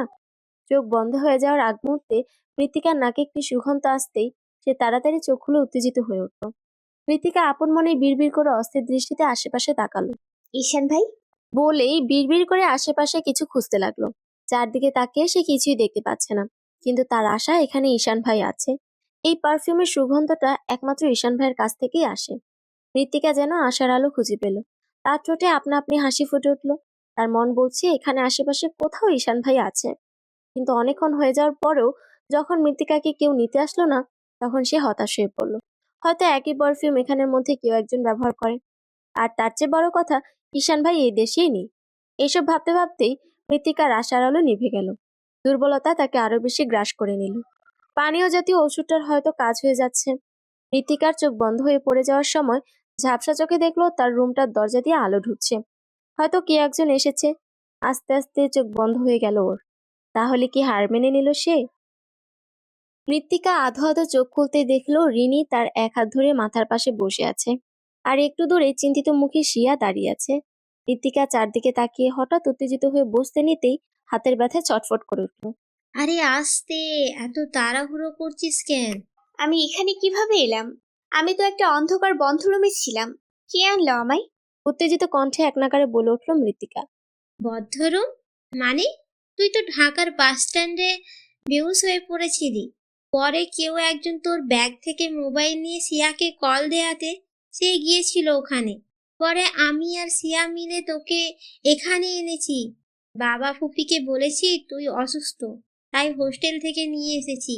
আগে বল, তুই বাস স্ট্যান্ডে কি করতে গিয়েছিলি? আমাকে এর কয়েকদিন আগে মেসেজ দিয়েছিলি, সেটা আমি খেয়াল করিনি। মৃত্তিকা স্তব্ধ হয়ে রিনির দিকে তাকিয়ে রইল। এসব কি বলছে ওরা? মৃত্তিকা তো একটা রুমে আটকা ছিল। ওখানে সব কথাও স্পষ্ট শুনেছিল যে তাকে সেদিন রাতের ফ্লাইটে বাইরের দেশে পাচার করবে। কিন্তু এরা কি বলছে এসব? কি বলছিস এসব? মৃত্তিকা কাঁপা কাঁপা স্বরে জানতে চাইল। সিয়া এগিয়ে এসে মৃত্তিকার কথার জবাব দিল। হ্যাঁ রে, তোদের কোথাও ভুল হচ্ছে। আমাকে একটা রুমে আটকে রাখা হয়েছিল। শোন, তোর মাথায় অতিরিক্ত প্রেসার পড়ায় আজে বাজে বকছিস। লাইট অফ করে কিছুক্ষণ ঘুমা, তাহলে দেখবি ভালো লাগবে। মাঝরাতে এসব আজে বাজে বকিস না। রিনি মৃত্তিকার মাথায় হাত বুলাতে বুলাতে বলে উঠল। রিনির সাথে তাল মিলিয়ে সিয়াও একই কথা বলে উঠতেই মৃত্তিকা ঝাটকা মেরে রিনির হাত সরিয়ে চিৎকার করে উঠল। তোরা কি মনে করছিস আমি পাগলামি করছি? বলতে বলতে মৃত্তিকা ফুফিয়ে কেঁদে উঠল। তার কথা কেউ বিশ্বাস করতে চাইছে না। আমরা কেউই বলছি না যে তুই পাগলামি করতেছিস। আমরা বলছি তোর মাথায় বেশি প্রেসার পড়ার কারণে মাঝরাতে এমন আজে বাজে বকছিস। একটু ঘুমা, সকালে উঠে ভালো লাগবে। আমরা ফুপিকে অনেক কষ্টে রাতে রুমে পাঠিয়েছি ঘুমানোর জন্য। তিনি তোর চিন্তায় অসুস্থ হয়ে পড়েছে। তুই এসবের কিছুই ফুপি আর বাবাকে বলিস না, না হলে ওরা আরো বেশি অসুস্থ হয়ে পড়বে। এখন একটু ঘুমা, দেখবি সকালে ভালো লাগবে। চল সিয়া। বলেই রিনি আর সিয়া লাইট অফ করে রুমের দরজা আটকে দিয়ে বেরিয়ে গেল। মৃত্তিকা স্তব্ধ হয়ে অন্ধকারে বসে রইল। কেউ ওর কথা বিশ্বাস করছে না। আচ্ছা, সেদিন কি হয়েছিল মৃত্তিকার সাথে? সে তো ওই বদ্ধ রুম থেকে চেয়েও পালাতে পারেনি। সেদিন রাতে মৃত্তিকার ফ্লাইট ছিল। আর ওই 32 নাম্বার রুমের মেয়েগুলোর কি অবস্থা? ওরা কি পালাতে পেরেছিল, নাকি পরিবারের মায়া ত্যাগ করে মানুষের পণ্য বস্তু হিসেবে অন্য দেশে পাড়ি জমিয়েছে? মৃত্তিকার হুট করে বুকটা মোচড় দিয়ে উঠলো মেয়েগুলোর জন্য। মৃত্তিকা তো বাঁচার আশা ছেড়ে দিয়েছিল। মেয়েগুলোও তো কোনো পরিবারের আদরের মেয়ে হতো, তাদের এই অবস্থা। আচ্ছা, মৃত্তিকাকে কে বাঁচিয়েছে? সে বেহুশ হয়ে যাওয়ার আগে কেউ একজনকে সেই রুমে ঢুকতে দেখেছিল। সেই সময় মৃত্তিকা তো ধরেই নিয়েছিল তার বোধহয় দিন শেষ। তাকে কেউ একজন তাদের কথা অনুসারে নিতে এসেছিল। এরপর চোখগুলো আর চেয়েও খুলে রাখতে পারল না। তাদের তীব্র নেশার ফলে মৃত্তিকার চোখ বন্ধ হয়ে এসেছিল। এরপর এরপর আর কিছু মনে ছিল না মৃত্তিকার। কিন্তু কিভাবে মৃত্তিকা স্টেশনে গিয়েছিল? উফ, মৃত্তিকা আর ভাবতে পারছে না। মাথাটা চেপে ধরে সে বসে রইল। আস্তে আস্তে মাথার তীব্র যন্ত্রণায় মৃত্তিকা শুয়ে পড়ল। সকালবেলায় রুমি আহমেদ ঘুম থেকে উঠে আগে মৃত্তিকার রুমে গেল। রুমে ঢুকতেই বিছানায় গুটিসুটি মেরে শুয়ে থাকতে দেখলো মৃত্তিকাকে। তিনি মৃত্তিকার বিছানার দিকে এগিয়ে মেয়ের মাথার পাশে বসলো। মেয়ের মাথায় হাত বুলাতে বুলাতে তাকিয়ে রইল। শফিকের এই একটা মাত্র অস্তিত্বকে সে সবসময় আগলে রাখার চেষ্টা করে। আজ যদি শফিক বেঁচে থাকতো, তাহলে এই মেয়ের অসুস্থতায় বোধহয় প্রাণটাই দিয়ে দিত। ছোটবেলায় মৃত্তিকার ছোট্ট ছোট্ট হাতগুলো ধরে সবসময় আদর মাখা কণ্ঠে রুমি আহমেদকে ইশারা করে বলতো, হ্যাঁ রে রুমু, কখন যে আমার এই মেয়েটা বড় হবে, আমাকে আধো আধো কণ্ঠে বাবা বলে ডাকবে। রুমি আহমেদ একটা দীর্ঘশ্বাস ফেলেন। আফসোস, শফি বাবা ডাকটা শোনার আগে পরপারে পাড়ি জমিয়েছে। শফি থাকলে কি যে খুশি হতো। একদম বাচ্চাপনার স্বভাব ছিল শফিক আহমেদের, অথচ আজ সে আকাশের তারা। কে যেন তার ভালোবাসাকে চিরতরে রুমি আহমেদের কাছ থেকে কেড়ে নিল। এখনো ভুলতে পারেনি রুমি আহমেদ। রুমি আহমেদও একা পথ চলা শিখে গিয়েছে। তার চলতে আজ আর কারো প্রয়োজন পড়ে না। মৃত্তিকা চোখ খুলতেই দেখলো তার মা জানালার দিকে এক দৃষ্টিতে তাকিয়ে আছে। তার দৃষ্টি ঝাপসা। মৃত্তিকা একটা মলিন শ্বাস ফেলল। তার মাকে সে প্রায় সময় এরকম অবস্থায় আবিষ্কার করে। মৃত্তিকা জানে এখন তার মা বাবার স্মৃতি স্মরণ করছে। যতবারই মৃত্তিকা অসুস্থ হয়ে পড়বে, ঠিক ততবারই রুমি আহমেদ মৃত্তিকার পাশে বসে মাথায় হাত বুলাতে বুলাতে কোথায় জানি হারিয়ে যায়। প্রথম প্রথম মৃত্তিকা বুঝতে না পারলেও সময়ের সাথে সাথে এখন বুঝতে শিখেছে। তার মা এখনো বাবাকে ভুলতে পারেনি। পারবেও বা কিভাবে? তাদের যে প্রেমের বিয়ে ছিল। বিয়ের 3 বছরের মাথায় মৃত্তিকার 1 বছর বয়সী একদিন তার বড় ভাই লুৎফর আহমেদ খবর আনলো শফিক আহমেদ মারা গিয়েছে। কে বা কারা যেন মৃত্তিকার বাবাকে হত্যা করে লাশ গায়েব করে ফেলেছে। বাবার কোনো স্মৃতি মৃত্তিকার মনে নেই। মনে থাকবেও বা কিভাবে? তখন যে মৃত্তিকা অনেক ছোট ছিল। বাবার আদর কি জিনিস মৃত্তিকা কোনোদিন জানতে পারেনি। কিন্তু তার বড় মামা ঈশান ভাইয়ের বাবা সব সময় মৃত্তিকাকে আগলে রাখতো। তিনি অনেক আদর যত্ন করতেন মৃত্তিকাকে। বাবার জায়গা নিতে না পারলেও যথেষ্ট খেয়াল রাখতেন মৃত্তিকার। তাই বাবাকে তেমন একটা মনে পড়েনি মৃত্তিকার। কিন্তু মাঝে মাঝে মায়ের এমন খামখেয়ালি স্বভাবের জন্য বাবাকে ভীষণ করে মনে পড়ে। মৃত্তিকা একটা দীর্ঘশ্বাস ফেলে মায়ের দিকে তাকালো। মা, রুমি আহমেদের হঠাৎ হুঁশ ফিরতেই তিনি মৃত্তিকার দিকে তাকালো। হ্যাঁ রে মা, কেমন লাগছে এখন তোর? ভালো মা। শরীরের খেয়াল রাখবি না? হোস্টেলে তো আমি দেখি না কি খাস না খাস, না খেয়েই এই অবস্থা করেছিস শরীরের। কয়েকদিন পড়াশোনা বাসায় বসে কর, ভালো লাগলে হোস্টেলে যাস। এখন আমি কিছু নিয়ে আসি, খেয়ে ওষুধ খেয়ে নিবি চুপচাপ। বলেই রুমি আহমেদ তড়িঘড়ি করে উঠতে নিতেই মৃত্তিকা হাত ধরে ফেলল। মা, আমি এখন পুরোপুরি সুস্থ। তুমি এত প্রেশার নিও না তো। একদম চুপ। হোস্টেলেও এমন করে রোগ বাঁধিয়েছিস। ভাগ্যিস ছিয়া ছিল, না হলে এভাবে পড়ে থাকলেও তো আমি জানতাম না। বলেই তিনি বেরিয়ে যেতে নিলে দরজা দিয়ে রিনিকে খাবার নিয়ে ঢুকতে দেখে থেমে গেল। ফুপি, তুমি মৃত্তিকাকে নিয়ে এত ভেবো না। ওর জন্য আমি আছি। তুমি গিয়ে কিছু খেয়ে নাও, খেয়ে ওষুধ খেয়ে নাও। সকাল থেকে তো এখানেই পড়ে আছো। রিনি জোর করে রুমি আহমেদকে খেতে পাঠিয়ে দিল। রুমি আহমেদ যেতেই রিনি খাবারের প্লেট নিয়ে মৃত্তিকার দিকে এগিয়ে গেল। আমি খেতে পারবো, আমাকে দে। মৃত্তিকা রিনি থেকে প্লেট এগিয়ে নিতে চাইলে রিনি না দিয়ে নিজে খাবার খাইয়ে দিতে লাগলো মৃত্তিকাকে। তুই আগে পুরোপুরি সুস্থ হ, তারপর খাইস। রিনি রুটি ছিঁড়ে মৃত্তিকার মুখে পুড়ে দিতে দিতে বলল, তোর কি মনে হয় আমি অসুস্থ? তাই নয় তো কি? না হলে স্টেশনে গিয়ে এভাবে কেউ বেহুশ হয়ে পড়ে থাকে নাকি? তোরা আমার কথা কেউ বিশ্বাস করছিস না। আমাকে কিডন্যাপ করা হয়েছিল, আর আমাকে ওরা সেদিন রাতে বাহির দেশে পাচার করে দিতে চেয়েছিল। এরপর কি হয়েছিল আমিও জানি না। আচ্ছা, যা বিশ্বাস করলাম, কিন্তু ওরা তোকে কিডন্যাপ করে পাচার না করে স্টেশনে কেন রেখে গেল? সিয়া কয়েকদিনের জন্য তার বাড়ি গিয়েছিল। আসার পথে কল আসাতে সে স্টেশনে গিয়ে তোকে পেল। মৃত্তিকা আবারও কিছু বলতে নিতেই সিয়া তৈরি হয়ে রুমে ঢুকতে ঢুকতে বলে উঠল, শোন মৃত্তিকা, তুই ইদানিং সারাদিন পড়াশুনো বেশি করছিস, তাই মাথায় অতিরিক্ত প্রেশার পড়ার ফলে এমন করছিস। এসব ভুলে যা, কয়েকদিন বাসায় থাক, আমি তোকে নোট দিয়ে যাব। পরে সুস্থ হলে হোস্টেলে যাস। আমি যাই, ক্লাস আছে, তুই নিজের খেয়াল রাখিস। বলেই সিয়া রিনির দিকে তাকিয়ে বলে উঠল। রিনি, ওর খেয়াল রাখিস। বলেই মৃত্তিকাকে কিছু বলতে না দিয়ে সিয়া তাড়াহুড়ো করে বেরিয়ে গেল। মৃত্তিকা একটা মলিন দীর্ঘশ্বাস ফেলল। তার কথা কেউ বিশ্বাস করতে চাইছে না, কাউকে সে বোঝাতে পারছে না। সে এখনো বুঝে উঠতে পারছে না কেন তারা মৃত্তিকাকে আগের জায়গায় রেখে গেল। এখন মৃত্তিকা পুরোপুরি সুস্থ, তবে ওই ঘটনাটা এখনো তাকে কুরে কুরে খায়। তবুও সেটা সে মাথা থেকে ঝেড়ে পড়াশোনায় মন দিতে চায়। এতদিন সে মা আর রিনিদের জোরাজুরিতে বাসায় ছিল। প্রতিদিন সিয়া এসে বা মোবাইলের মাধ্যমে নোট পাঠিয়ে দিত। কিন্তু মৃত্তিকা আজ আর মানবে না, তার হোস্টেলে ফিরে যেতে হবে। অনেক পড়া এখনো বাকি। এমনিও ঈশান ভাইয়ের কথার অনেক অমান্য করে ফেলেছে, এখন থেকে আর করবে না। যথারীতি ব্যাগ গুছিয়ে বের হওয়ার আগেই রিনির সাথে ড্রয়িং রুমে খেতে বসতেই দেখলো আরশি রুম থেকে ব্যাগ নিয়ে বের হচ্ছে। মনে হচ্ছে অনেক দিনের জন্য কোথাও যাচ্ছে। আরশির পেছন পেছন তার মা বাবা বের হচ্ছে। তার মা আঁচলে মুখ ঢেকে চোখের পানি নিয়ে মেয়েকে বিদায় দিচ্ছে। মৃত্তিকা আর রিনি কিছুই বুঝে উঠল না, হঠাৎ কোথায় যাচ্ছে আরশি। আরশির পরিবার ঈশান ভাইয়ের বিয়ে ভাঙার পর থেকে বাসার কারোর সাথে তেমন কথা বলে না, যার ফলে আজ সে কোথায় যাচ্ছে সেটা মৃত্তিকা আর রিনি ধরতে পারছে না। আরশি দেশের বাইরে পড়াশোনা করে, তার বিয়ে উপলক্ষে খুশিতে দেশে এসেছিল। সে আগে থেকেই ঈশানকে পছন্দ করত, ভেবেছিল বিয়ের পর আর দেশের বাইরে যাবে না, এখানেই বাকি পড়াশোনাগুলো শেষ করে ফেলবে। কিন্তু তা তো হলো না। আরশি দরজার সামনে গিয়ে রিনির দিকে এগিয়ে এলো। আমি যাই রিনি, ভালো থাকিস। কই যাচ্ছ আরশি আপু? রিনি জিজ্ঞাসু দৃষ্টিতে তাকাতেই আরশি ছলছল চোখে মলিন হাসল। আরশির এই মলিন হাসি দেখে মৃত্তিকার বুকটা মোচড় দিয়ে উঠল। সে জানে এই হাসির পেছনে কতটা বেদনা লুকিয়ে আছে। মৃত্তিকার আরশির জন্য ভীষণ খারাপ লাগছে, কিন্তু মৃত্তিকার কিছুই যে করার ছিল না তখন। ছোটকাল থেকেই আরশি রিনি মৃত্তিকাকে বড় বোনের মতো আগলে রাখত। ভিন দেশে যাওয়ার পরেও রিনি মৃত্তিকার প্রতি আরশির ভালোবাসা একটুও কমেনি। আরশি অনেক আগে থেকে ঈশানকে পছন্দ করত, কিন্তু কোনোদিন মুখ ফুটে লজ্জায় বলতে পারেনি।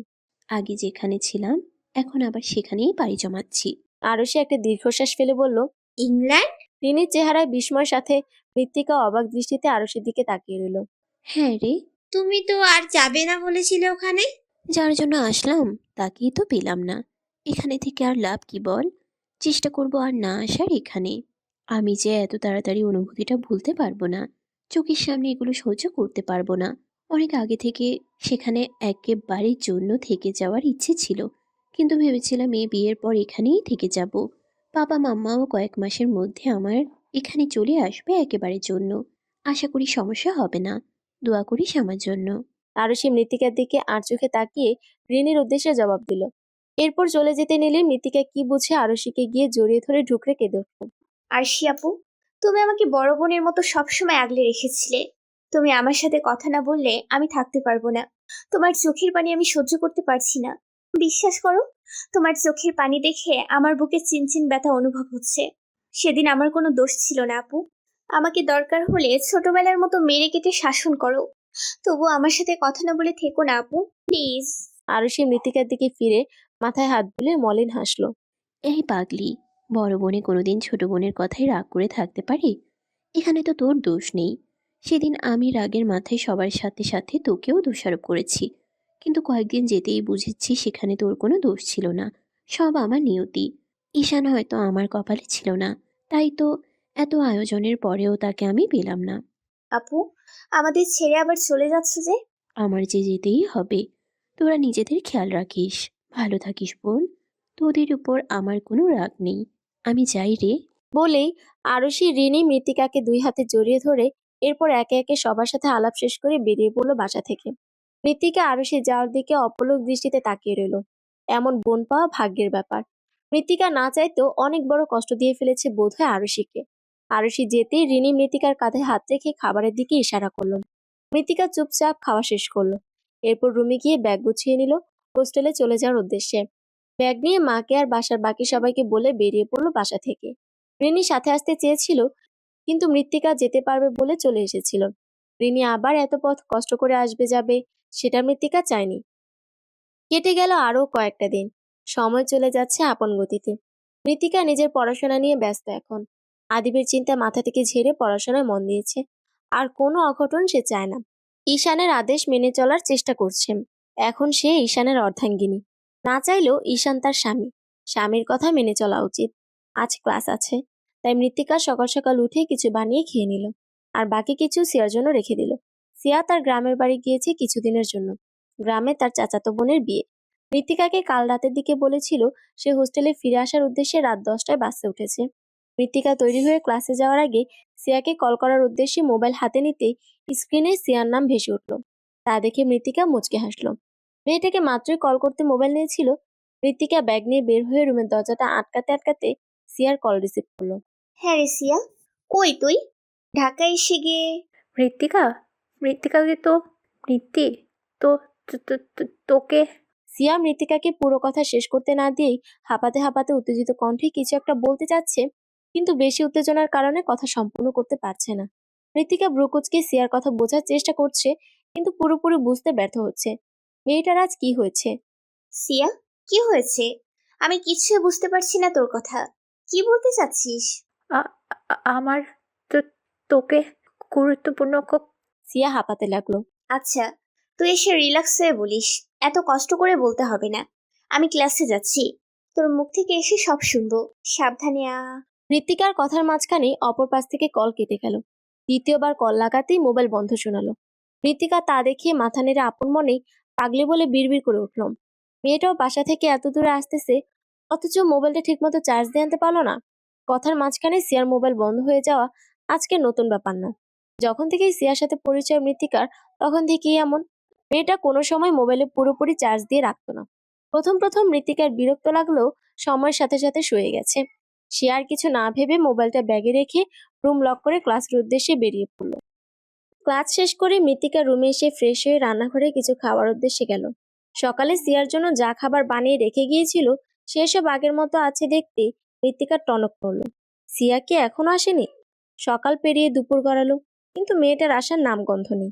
এতক্ষণ তো লাগার কথা নয়। সিয়ার গ্রামের বাড়ি ঢাকার বাইরে অন্য জেলাতে হওয়াতে বাসে করে যেতে হয়।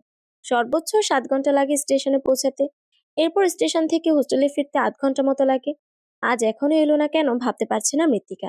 সে তাড়াতাড়ি সিয়াকে কল করার উদ্দেশ্যে মোবাইল হাতে নিতেই দেখলো ঠিক সে সময় সিয়ার নাম ভেসে উঠেছে। মৃত্তিকা মোবাইল রিসিভ করে কড়া ভাষায় কিছু বলতে নিতেই অচেনা কারো কণ্ঠস্বর শুনে থমকে গেল। মৃত্তিকা ভ্রু কুঁচকে কান থেকে মোবাইল নামিয়ে দেখলো, না, এটা সিয়ারই নাম্বার, কিন্তু অচেনা মানুষের কণ্ঠ কেন? মৃত্তিকা ভ্রু কুঁচকে মোবাইল কানে ধরতেই ওই পাশ থেকে কিছু একটা বলতেই মৃত্তিকা স্তব্ধ হয়ে গেল। হ্যালো, শুনতে পাচ্ছেন? আপনি কি মৃত্তিকা, মানে এই মোবাইলের মালিকের বেস্ট ফ্রেন্ড? এই মোবাইলের মালিক অনেক বড় একটা অ্যাক্সিডেন্ট করেছেন। ওনার এখন অনেক ক্রিটিক্যাল অবস্থা। মোবাইলটা এতক্ষণে একটু চার্জ হওয়াতে কল লিস্টে আপনার নাম্বার আগে পেয়ে কল দিয়েছি। মৃত্তিকার কান দিয়ে এত কিছু ঢুকছে না। সে কাঁপা কাঁপা কণ্ঠে বলে উঠল, কোন হাসপাতালে আছে? জি, আমি অ্যাড্রেস মেসেজ করছি। আপনি ওনার পরিবারকে খবরটা দিয়ে দিয়েন। ওনার অবস্থা অনেক ক্রিটিক্যাল। মৃত্তিকা আর কিছু শোনার প্রয়োজন বোধ করলো না। সে মোবাইল নিয়ে কোনো মতেই তড়িঘড়ি করে ওইভাবেই বেরিয়ে পড়ল। হাসপাতালে গিয়ে পৌঁছেই মৃত্তিকা সিয়ার ওখানে দৌড়ে গেল। মৃত্তিকা যেতেই ডাক্তাররা মৃত্তিকার সাইন নিয়ে সিয়াকে অপারেশন থিয়েটারে ঢুকিয়ে ফেলল। অবশ্য ডাক্তাররা আগে পরিবারকে খুঁজেছিল, কিন্তু অবস্থা বেশি ক্রিটিক্যাল হওয়ায় মৃত্তিকা ডাক্তারদের বেশি জোর করাতে ওরা অপারেশনের ব্যবস্থা করলো। বাইরের থেকে থিয়েটারের কাছ দিয়ে ভেতরে তাকাতেই সিয়াকে এরূপ রক্তাক্ত অবস্থায় দেখে ঢুকরে কেঁদে উঠল। ডাক্তাররা তড়িঘড়ি করে ভেতরের পর্দাটা টেনে দিতেই মৃত্তিকা থিয়েটারের বাইরে মেঝেতে বসে পড়ল। চঞ্চল সিয়াকে এমন শান্ত অবস্থায় মৃত্তিকা সহ্য করতে পারছে না। হঠাৎ খেয়াল হলো সিয়ার পরিবারকে বলা হয়নি। মৃত্তিকা তাড়াতাড়ি করে সিয়ার পরিবারকে কল দিয়ে সব জানিয়ে রিনিকে কল করে জানালো। কাঁদতে কাঁদতে মৃত্তিকার চোখ মুখ ফুলে গেছে। সে কাঁদতে কাঁদতে ক্লান্ত হয়ে মেঝেতে হেলান দিয়ে চোখ বন্ধ করে ফেলল।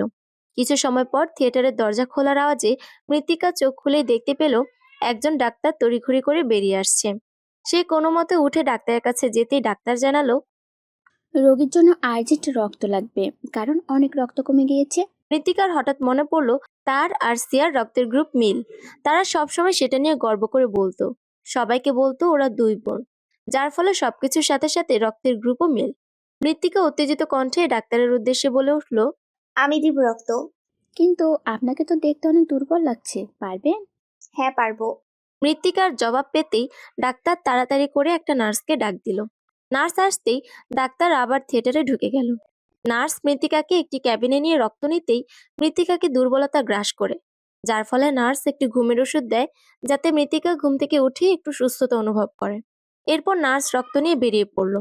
নার্স মৃত্তিকার ক্যাবিন থেকে বের হতেই কেউ একজন আড়াল থেকে দেখে সেই ক্যাবিনের দিকে এগিয়ে গেল।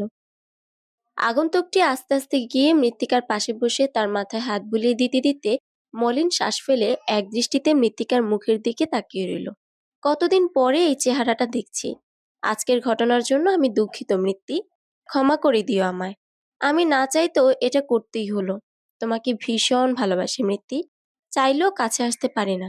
জানো, ভীষণ কষ্ট হয় তোমার দূরে থাকতে। আচ্ছা, ভালোবাসা এত কষ্ট কেন হয় মৃত্তি? বড্ড মিস করি তোমায়। আজকে তোমার সবচেয়ে কাছের বোন সমান বান্ধবীর এরূপ অবস্থার জন্য আমি দায়ী। না চাইলেও করতে হয়েছে আমায়। ক্ষমা করে দিও আমায় মৃত্তি, আমি যে তোমায় বড্ড ভালোবাসি। আস্তে আস্তে কথাগুলো বলতে বলতেই আগন্তুকটার চোখ বেয়ে অশ্রু নির্গত হলো। আগন্তুকটা মৃত্তিকার দিকে ঝুঁকে থাকায় তার চোখের পানি মৃত্তিকার কপালে পড়ল। কপালের উপর তরল জাতীয় কিছু পড়ায় মৃত্তিকা ঘুমের মাঝে ভ্রু কুঁচকে ফেলল। তার মনে হচ্ছে কেউ যেন খুব গভীরভাবে তার মুখের দিকে ঝুঁকে তাকিয়ে আছে। আগন্তুকটার নিঃশ্বাস মৃত্তিকার মুখের উপর আশ্রে পড়ছে, কিন্তু মৃত্তিকা চাইলেও তার চোখ খুলতে পারছে না। বারবার চাইতেও আবারও গভীর ঘুমের মধ্যে তলিয়ে গেল। মৃত্তিকার নড়াচড়া দেখে আগন্তুকটা চোখ মুছে উঠে দাঁড়ালো। শেষবারের মতো মৃত্তিকার মাথায় পরম আদরে হাত বুলিয়ে ক্যাবিন ছেড়ে বেরিয়ে গেল। মৃত্তিকা চোখ খুলে রিনিকে তার পাশে বসে থাকতে দেখে ভ্রু কুঁচকে তাকালো। তার নিজের আবার কি হলো? সে শোয়া অবস্থায় কেন? আস্তে আস্তে সবকিছু মনে পড়তেই সে তড়িঘড়ি করে শোয়া থেকে উঠে বসলো। রিনি, সিয়া কই? সিয়ার কথা জিজ্ঞেস করতেই রিনি মুখ পাংশুটে করে ফেলল। শোন মিত্তি, সিয়ার বেশি ক্রিটিক্যাল অবস্থায় ছিল, যার ফলে ডাক্তাররা চেয়েও তার অবস্থা ভালো করতে পারেনি, তবে চেষ্টায় আছে। সোজাসুজি বল রিনি। মৃত্তিকার কথা শুনে রিনি মাথা নিচু করে ফেলল। সিয়ার অ্যাক্সিডেন্ট বেশি ভয়ঙ্কর ভাবে হয়েছে। ডাক্তাররা এমন কল্পনা করতেছেন শরীরের অনেক ক্ষয়ক্ষতি হয়েছে। অ্যাক্সিডেন্টের মাঝে সিয়ার পেটে ছুরির আঘাত কোথা থেকে এলো কেউ ভাবতে পারছে না। আপাতত এখানেই তার চিকিৎসা চালাতে হবে। ডাক্তাররা আশা ছেড়ে দিয়েছে। এরপর রিনি মাথা নিচু করে আবারও বলে উঠল, আল্লাহ যদি চান তাহলে সিয়া আবারও আমাদের মধ্যে ফিরে আসবে। রিনির কথা শুনে মৃত্তিকা যেন থমকে গেল। তার চোখ দিয়ে অঝোর ধারায় অশ্রু নির্গত হতে লাগলো। তার কানে একটা মাত্রই কথা বাজছে যে ডাক্তাররা সিয়ার আশা ছেড়ে দিয়েছে। মৃত্তিকা রিনিরা বাকি কথাগুলো না শুনে দৌড়ে কেবিন ছেড়ে বেরিয়ে সিয়াকে আলাদা করে রাখা ক্যাবিনটার সামনে গিয়ে দাঁড়ালো। পেছন পেছন রিনি এগিয়ে এলো। মৃত্তিকা আস্তে আস্তে দরজা ঠেলে ক্যাবিনে ঢুকে সিয়ার পাশে দাঁড়ালো।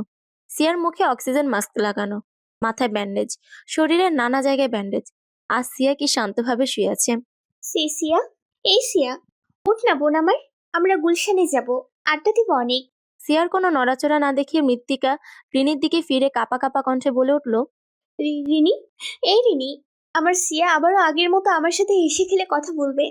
সে মজা করবে, তাই না? তোরা দুইজনে মিলে প্রতিবারের মতো আবারও আমাকে বোকা বানাতে চাইছিস, তাই না?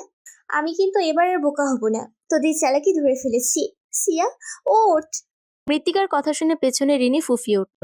মৃত্তিকা সেদিকে পাত্তা না দিয়ে আস্তে আস্তে সিয়ার শরীরে হাত রেখে ধাক্কা দিয়ে জাগাতে চেষ্টা করলো, কিন্তু আজ আর সিয়া চোখ খুলল না।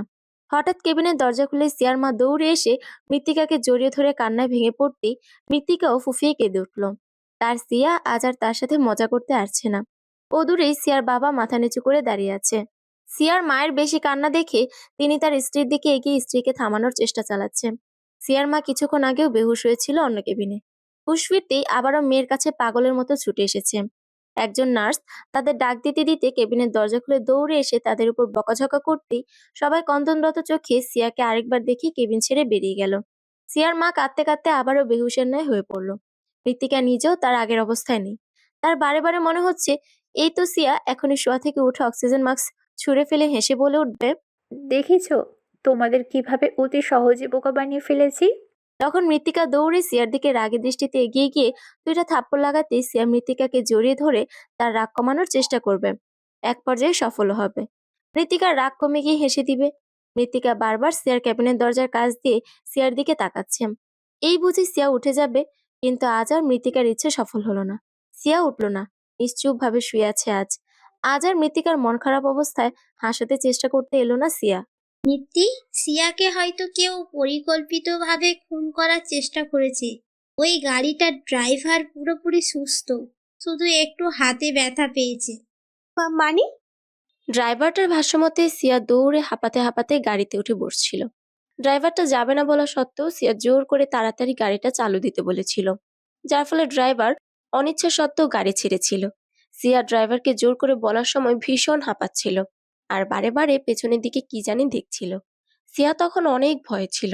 গাড়ি ছাড়ার পর সিয়া কাকে জানি কল করে কিছু বলতে চেয়েছিল, কিন্তু হাঁপানোর কারণে কথা স্পষ্ট ছিল না। ঠিক সে সময় কোত্থেকে হঠাৎ করে বিপরীত দিক থেকে একটা বড় মালবাহী ট্রাক এসে সিয়াদের গাড়িটাকে ধাক্কা মারে, যার ফলে ড্রাইভার সামনের কাচের মাথায় আঘাত পেয়ে জ্ঞান হারায়। ড্রাইভারের চোখ বুজার আগে দেখেছিল যে ট্রাকটা থেকে কেউ একজন তাদের গাড়ির দিকে এগিয়ে আসছিল, যার ফলে ড্রাইভার সম্পূর্ণ নিশ্চিত কেউ পরিকল্পিতভাবে সিয়াকে খুন করার চেষ্টা করেছে। এসব এসব কি বলছিস তুই রিনি? আমার সিয়ার সাথে কার শত্রুতা যে তাকে প্রাণে মেরে দিতে চাইছে?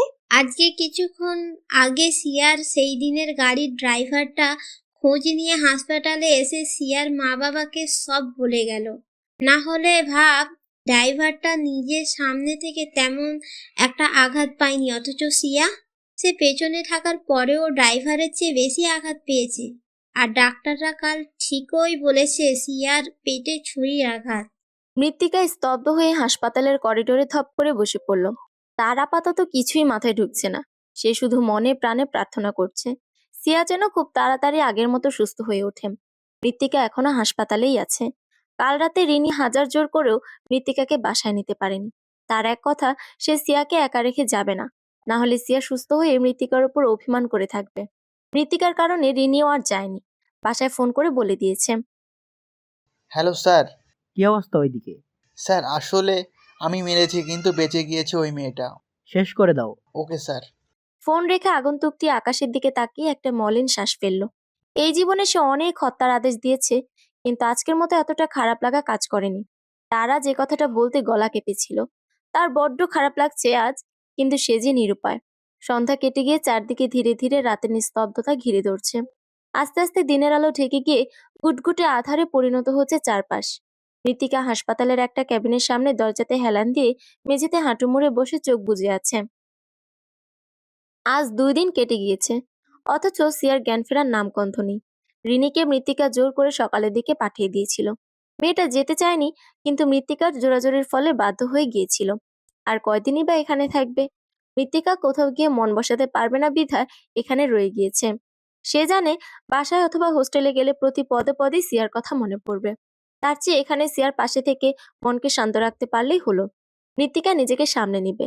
পাশের ক্যাবিনে সিয়ার মা দুর্বল অবস্থায় শুয়ে আছে, আর সিয়ার বাবা ভারাক্রান্ত মনে বসে আছে। তাদের একটা মাত্র মেয়ে রাজ এই অবস্থা মানতে পারছে না। মৃত্তিকার আজ কেন জানি মন ভীষণ খারাপ। কেন? সেটার উত্তর মৃত্তিকার কাছে নেই। সিয়ার সাথে কাটানো সব দিনগুলো তার ভীষণ করে মনে পড়ছে। মৃত্তিকার পাশের দরজা খোলার আওয়াজ হতেই দেখলো সিয়ার ক্যাবিন থেকে নার্স বের হচ্ছে। এই নার্সগুলোর কারণে মৃত্তিকা তার সিয়ার কাছে যেতে পারে না। আজকে সম্পূর্ণ দিন মিলে একবারও সিয়াকে কাছ থেকে দেখতে পারেনি মৃত্তিকা। আজ সে সুযোগ হাতছাড়া করবে না। নার্স বেরিয়ে যেতে মৃত্তিকা আস্তে আস্তে মেঝে থেকে উঠে দরজার কাছ দিয়ে সিয়ার দিকে তাকালো। সে আস্তে আস্তে দরজা ঠেলে ক্যাবিনে ঢুকে সিয়ার দিকে এগিয়ে গেল। শোয়া অবস্থায় সিয়াকে দেখতে একদম নিষ্পাপ লাগছে। কি সুন্দর লাগছে দেখতে, একদম পুতুলের মতো। সিয়া, এই সিয়া, জানিস আজ কি হয়েছে? তুই তো সারাদিন শুয়ে থাকিস, তাই বাইরের কোনো কথাই শুনতে পাচ্ছিস না। আর কয়দিন এভাবে আমার সাথে কথা না বলে থাকবি বল? নার্সগুলো সারাদিন তোর পাশে থাকে, আমাদের একটু ঢুকে দেখতেও দেয় না তোকে। তাই আজ নার্স একটু করে বের হতেই চুরি করে ঢুকে গিয়েছি। ভালো করেছি না বল? বলতে বলতে মৃত্তিকা হেসে উঠল। সে জানে আজও সিয়া থেকে সে কোনো প্রত্যুত্তর পাবে না, কিন্তু তবুও সে একের পর এক আজকের ঘটা সব কথা সিয়াকে শোনাতে লাগলো। তার আশা যদি প্রতিদিনের ন্যায় সিয়াকে মৃত্তিকার সম্পূর্ণ দিনের রুটিন না পড়ে শোনায়, তাহলে একদিন সিয়া সুস্থ হয়ে উঠে মৃত্তিকার উপর রাগ করে গাল ফুলিয়ে বলবে, আমি সুস্থ থাকলে তুই তো সম্পূর্ণ দিনের কথা আমাকে না বলে থাকতে পারতিস না, অথচ আমি অসুস্থ হয়ে শুয়ে যাওয়ার পর তুই আমাকে তোর দিনের রুটিন শোনাসনি কেন রে? আমি শুয়ে গিয়েছি বলে? অথবা আমার কাছ থেকে কোনো উত্তর পাবি না বলে? আমি ভীষণ রাগ করেছি তোর উপর। তখন মৃত্তিকা হেসে সিয়াকে জড়িয়ে ধরলে সিয়া হেসে দিবে। মুহূর্তের মধ্যে সিয়ার সব রাগ ফুরুত করে উড়ে যাবে। মৃত্তিকা এসব ভাবতে ভাবতে হাসতে লাগলো। এরপর আরো কিছু মনে পড়তেই সিয়ার মাথায় হাত বুলাতে বুলাতে বলতে লাগলো। হঠাৎ মৃত্তিকা খেয়াল করলো সিয়া হাত নাড়াচ্ছে। মৃত্তিকা প্রথমে চোখের ভ্রম মনে করে পাত্তা না দিল, পরে যখন সিয়া ধীরে ধীরে চোখ খুলে তার দিকে তাকালো, তখন মৃত্তিকা খুশিতে হেসে সিয়ার কপালে এলো পাতারে চুমু দিতে দিতে উৎফুল্ল কণ্ঠে বলে উঠল, সিয়া, এই সিয়া, তুই উঠছিস? আমি জানতাম তুই উঠবি। তুই আমাকে ফেলে কোথাও যাবি না। দাঁড়া, আন্টিকে ডেকে আনি আমি, একটু অপেক্ষা কর। বলেই মৃত্তিকা হেসে পেছন ফিরে সিয়ার মা বাবাকে ডাকার উদ্দেশ্যে পা বাড়াতে নিতেই পেছন থেকে সিয়া তার হাত ধরে ফেলাতে মৃত্তিকা থেমে গেল। মৃত্তিকা ফিরে সিয়ার দিকে তাকাতেই দেখলো সিয়া মৃত্তিকাকে উদ্দেশ্য করে কিছু একটা বলতে চাচ্ছে, আর তাকে ইশারা করে তার কাছে ডাকছে। মৃত্তিকা হাসি মুখে সিয়ার একদম কাছে এগিয়ে যেতেই সিয়া তার ক্যানোলা লাগানো কাপা কাপা হয়ে মুখের অক্সিজেন মাস্কটা খোলার চেষ্টা করছে। হাতে ক্যানোলা লাগানোর ফলে তার হাতে রক্ত উঠে গিয়েছে, সেদিকে সিয়ার খেয়াল নেই। সে মৃত্তিকাকে ইশারা করে কিছু একটা বলতে চাচ্ছে। মৃত্তিকা তাড়াহুড়ো করে সিয়াকে থামিয়ে উত্তেজিত কণ্ঠে বলে উঠল, কি কি কি করছিস সিয়া? হাতে ব্যথা পাবি তো। মুখের অক্সিজেন মাস্ক কেন খুলছিস? সিয়া মৃত্তিকার উত্তেজিত রাগী রাগী কণ্ঠ দেখে দুর্বল অবস্থা ক্রন্দনরত চোখে ঠোঁটের কোণায় হাসির রেখা আনতে চেষ্টা করলো। সিয়ার চোখ গড়িয়ে অঝোর ধারায় অশ্রু নির্গত হচ্ছে। মৃত্তিকা তার একদম কাছে এগিয়ে যেতেই সিয়া কাপা কাপা হাতে তার অক্সিজেন মাস্কটা টেনে খুলে হাঁফাতে লাগলো। তা দেখে মৃত্তিকা রেগে সিয়ার মুখে জোর করে মাস্কটা পরিয়ে দিতে গিয়ে সিয়ার কাপা কাপা কণ্ঠে কিছু শুনে থমকে গেল। আমার সময় খুব কম। তুই সাবধানে থাকিস মৃত্তিকা হুঁশে নেই। কি বলছে এসব সিয়া? সিয়ার শ্বাস ক্রমশ ভারী হচ্ছে। সে কোনো মতে শ্বাস টেনে হাঁফাতে হাঁফাতে শোয়া থেকে ওঠার চেষ্টা করলো।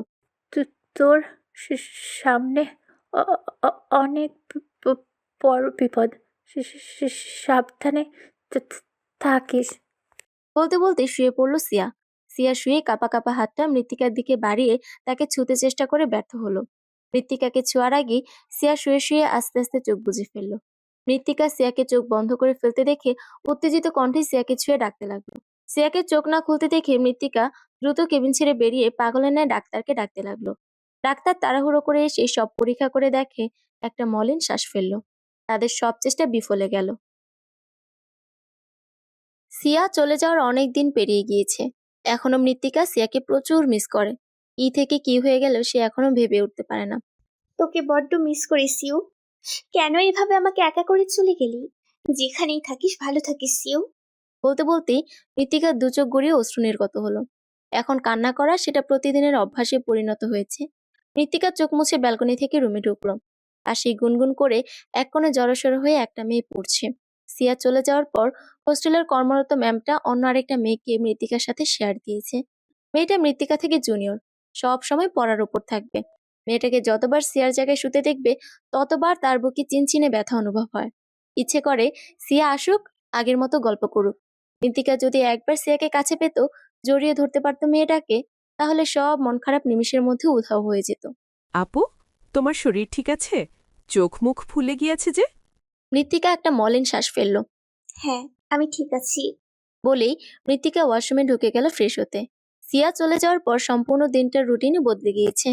আগে মৃত্তিকা ক্লাস শেষ করে এসে ফ্রেশ হতে না গেলে সিয়া রেগে গিয়ে বকা দিতে দিতে মৃত্তিকাকে ওয়াশরুমের ভেতর ঢুকিয়ে বাইরে থেকে লক করে দিত, যাতে মৃত্তিকা ফ্রেশ হওয়া ছাড়া বের হতে না পারে।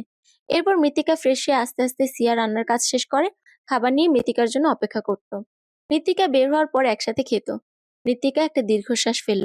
সেই দিনগুলো এখন বড্ড মিস করে। এখন আর কেউ মৃত্তিকাকে নিয়ম মাফিক চলার জন্য উপদেশ দেয় না।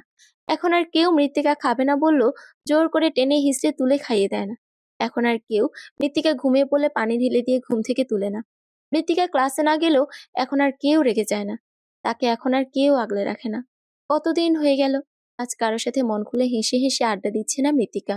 সবকিছুর পেছনে একমাত্র সিয়া।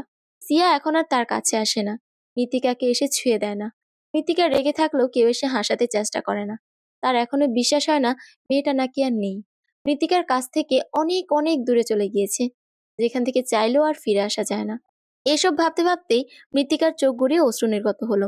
সে পাশ ফিরে তাকাতেই খেয়াল হলো ওয়াশরুমে না ঢুকে মৃত্তিকা ভাবনায় ডুব দিয়েছে। পাশে নিধি মেয়েটা তার পড়া রেখে মৃত্তিকার দিকে এক দৃষ্টিতে তাকিয়ে আছে। আপু, তোমার ব্যাচমেট সিয়া আপুকে মিস করছো? মৃত্তিকা ক্রন্দনরত চোখে মলিন হাসল। সিউকে কি ভোলা যায়? এর পরপরই মৃত্তিকা দ্রুত পদে কাপড় নিয়ে ওয়াশরুমে ঢুকে গেল। ওয়াশরুমে ঢুকতেই কল ছেড়ে দিয়ে সে মেঝেতে হাঁটু মুড়ে বসে কান্নায় ভেঙে পড়ল। প্রতি পদে পদে সিয়াকে মনে পড়ছে। সে সিয়াকে ছাড়া কিভাবে বাঁচবে? বাইরে থেকে মৃত্তিকা নিজেকে শক্ত রেখে সবার সাথে হেসে হেসে কথা বলল। ভেতরে ভেতরে তার হৃদয় যে পুড়ে যায়। ক্লাসে, হোস্টেলে, সব জায়গায় সে সিয়াকেই কল্পনা করে। মৃত্তিকা কাঁদতে কাঁদতে মাথা চেপে ধরল। সে যে তার সিউকে ছাড়া নিজের জীবনটা কল্পনা করতে পারছে না। তার কলিজাকে কেউ যেন টেনে হিঁচড়ে নিয়ে যাচ্ছে মনে হচ্ছে মৃত্তিকার। সিয়ার কথা মনে পড়লেই মৃত্তিকার মাথা ঠিক থাকে না। হঠাৎ মাথা তুলে পানির দিকে তাকিয়ে সে একটা শপথ নিল।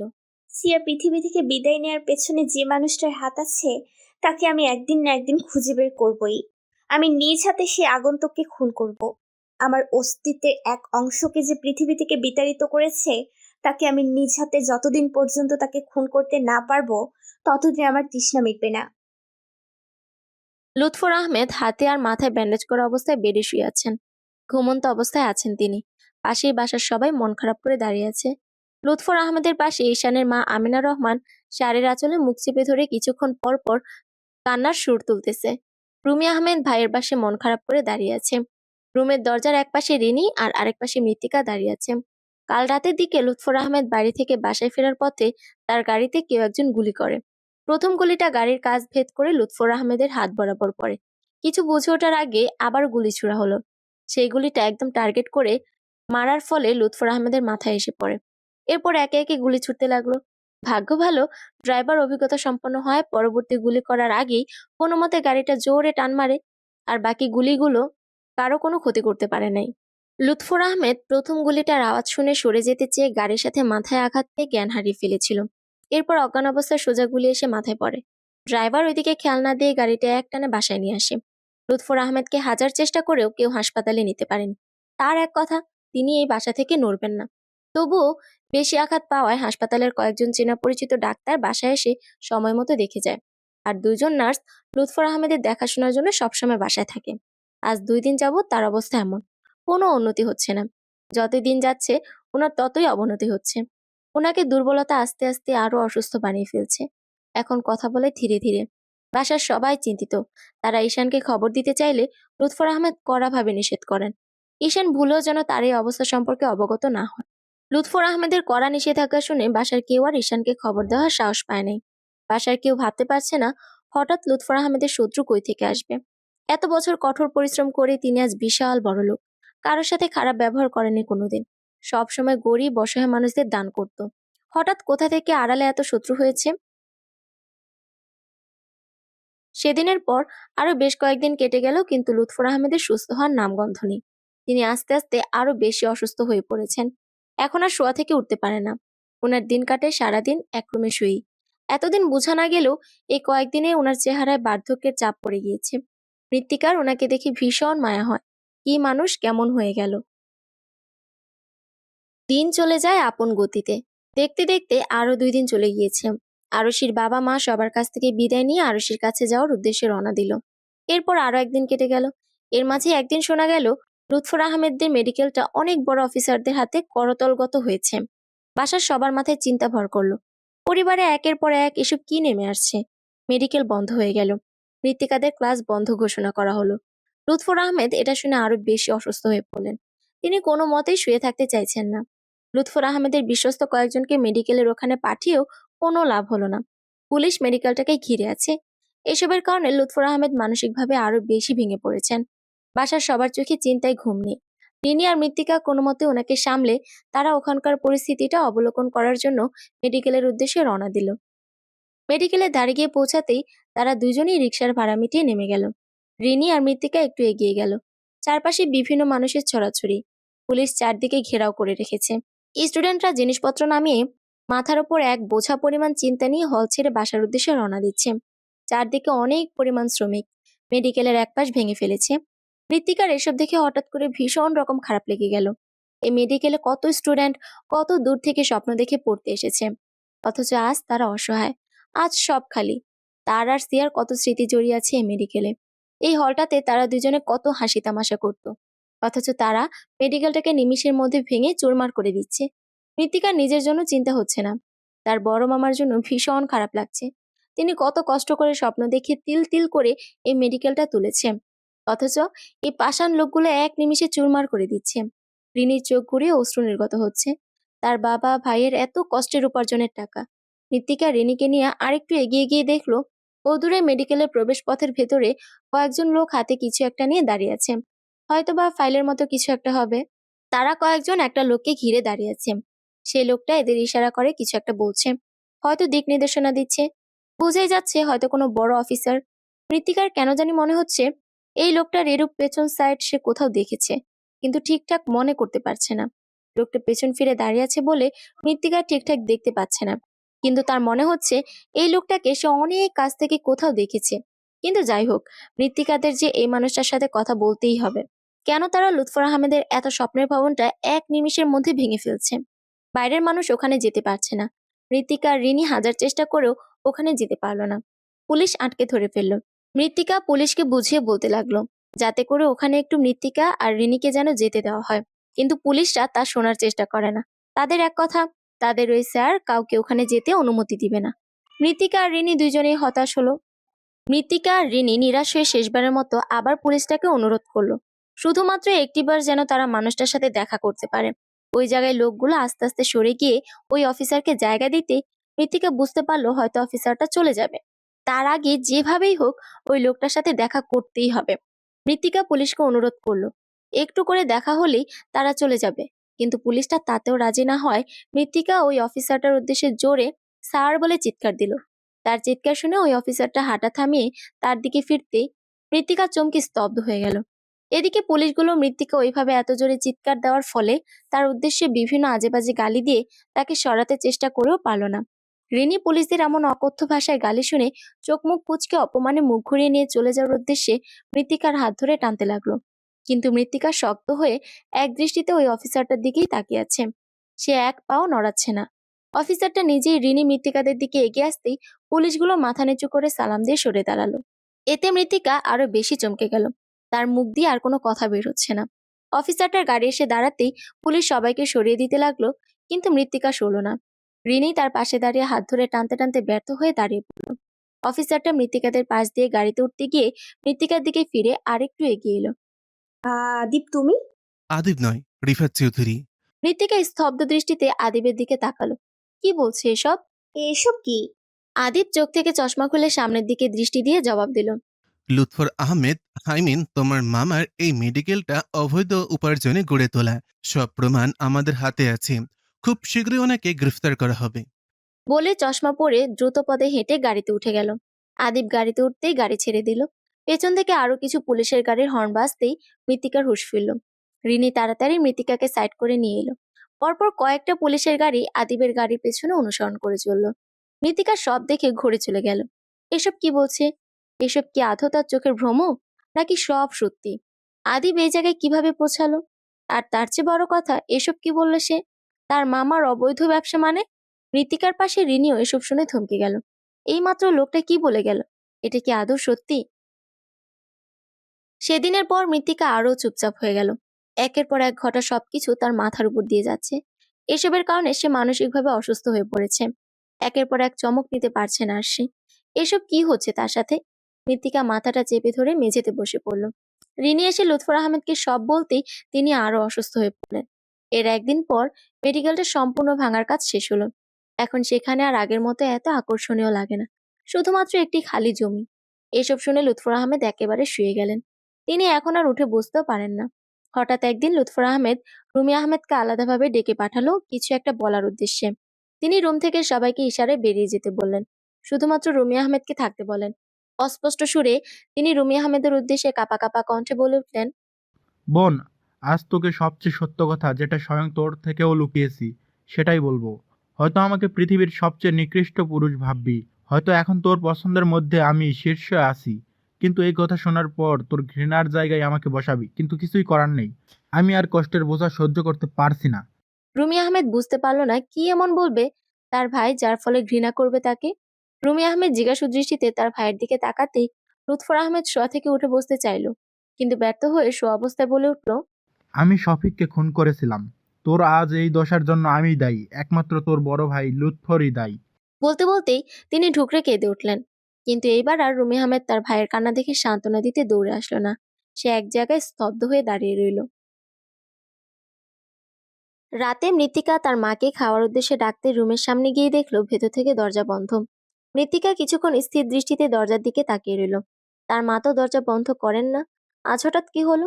সে দুই একবার ডাকলো, কিন্তু ভেতর থেকে কোনো সাড়া পেল না। হঠাৎ মনের ভেতর ভয় এসে বাসা বাঁধলো। মৃত্তিকা কাঁপা কাঁপা স্বরে ডেকে আবার দরজা ধাক্কা দিতেই ভেতর থেকে ভরাট কণ্ঠে আওয়াজ আসলো, খাবো না। মৃত্তিকা কিছুক্ষণ দরজার দিকে তাকিয়ে রইল।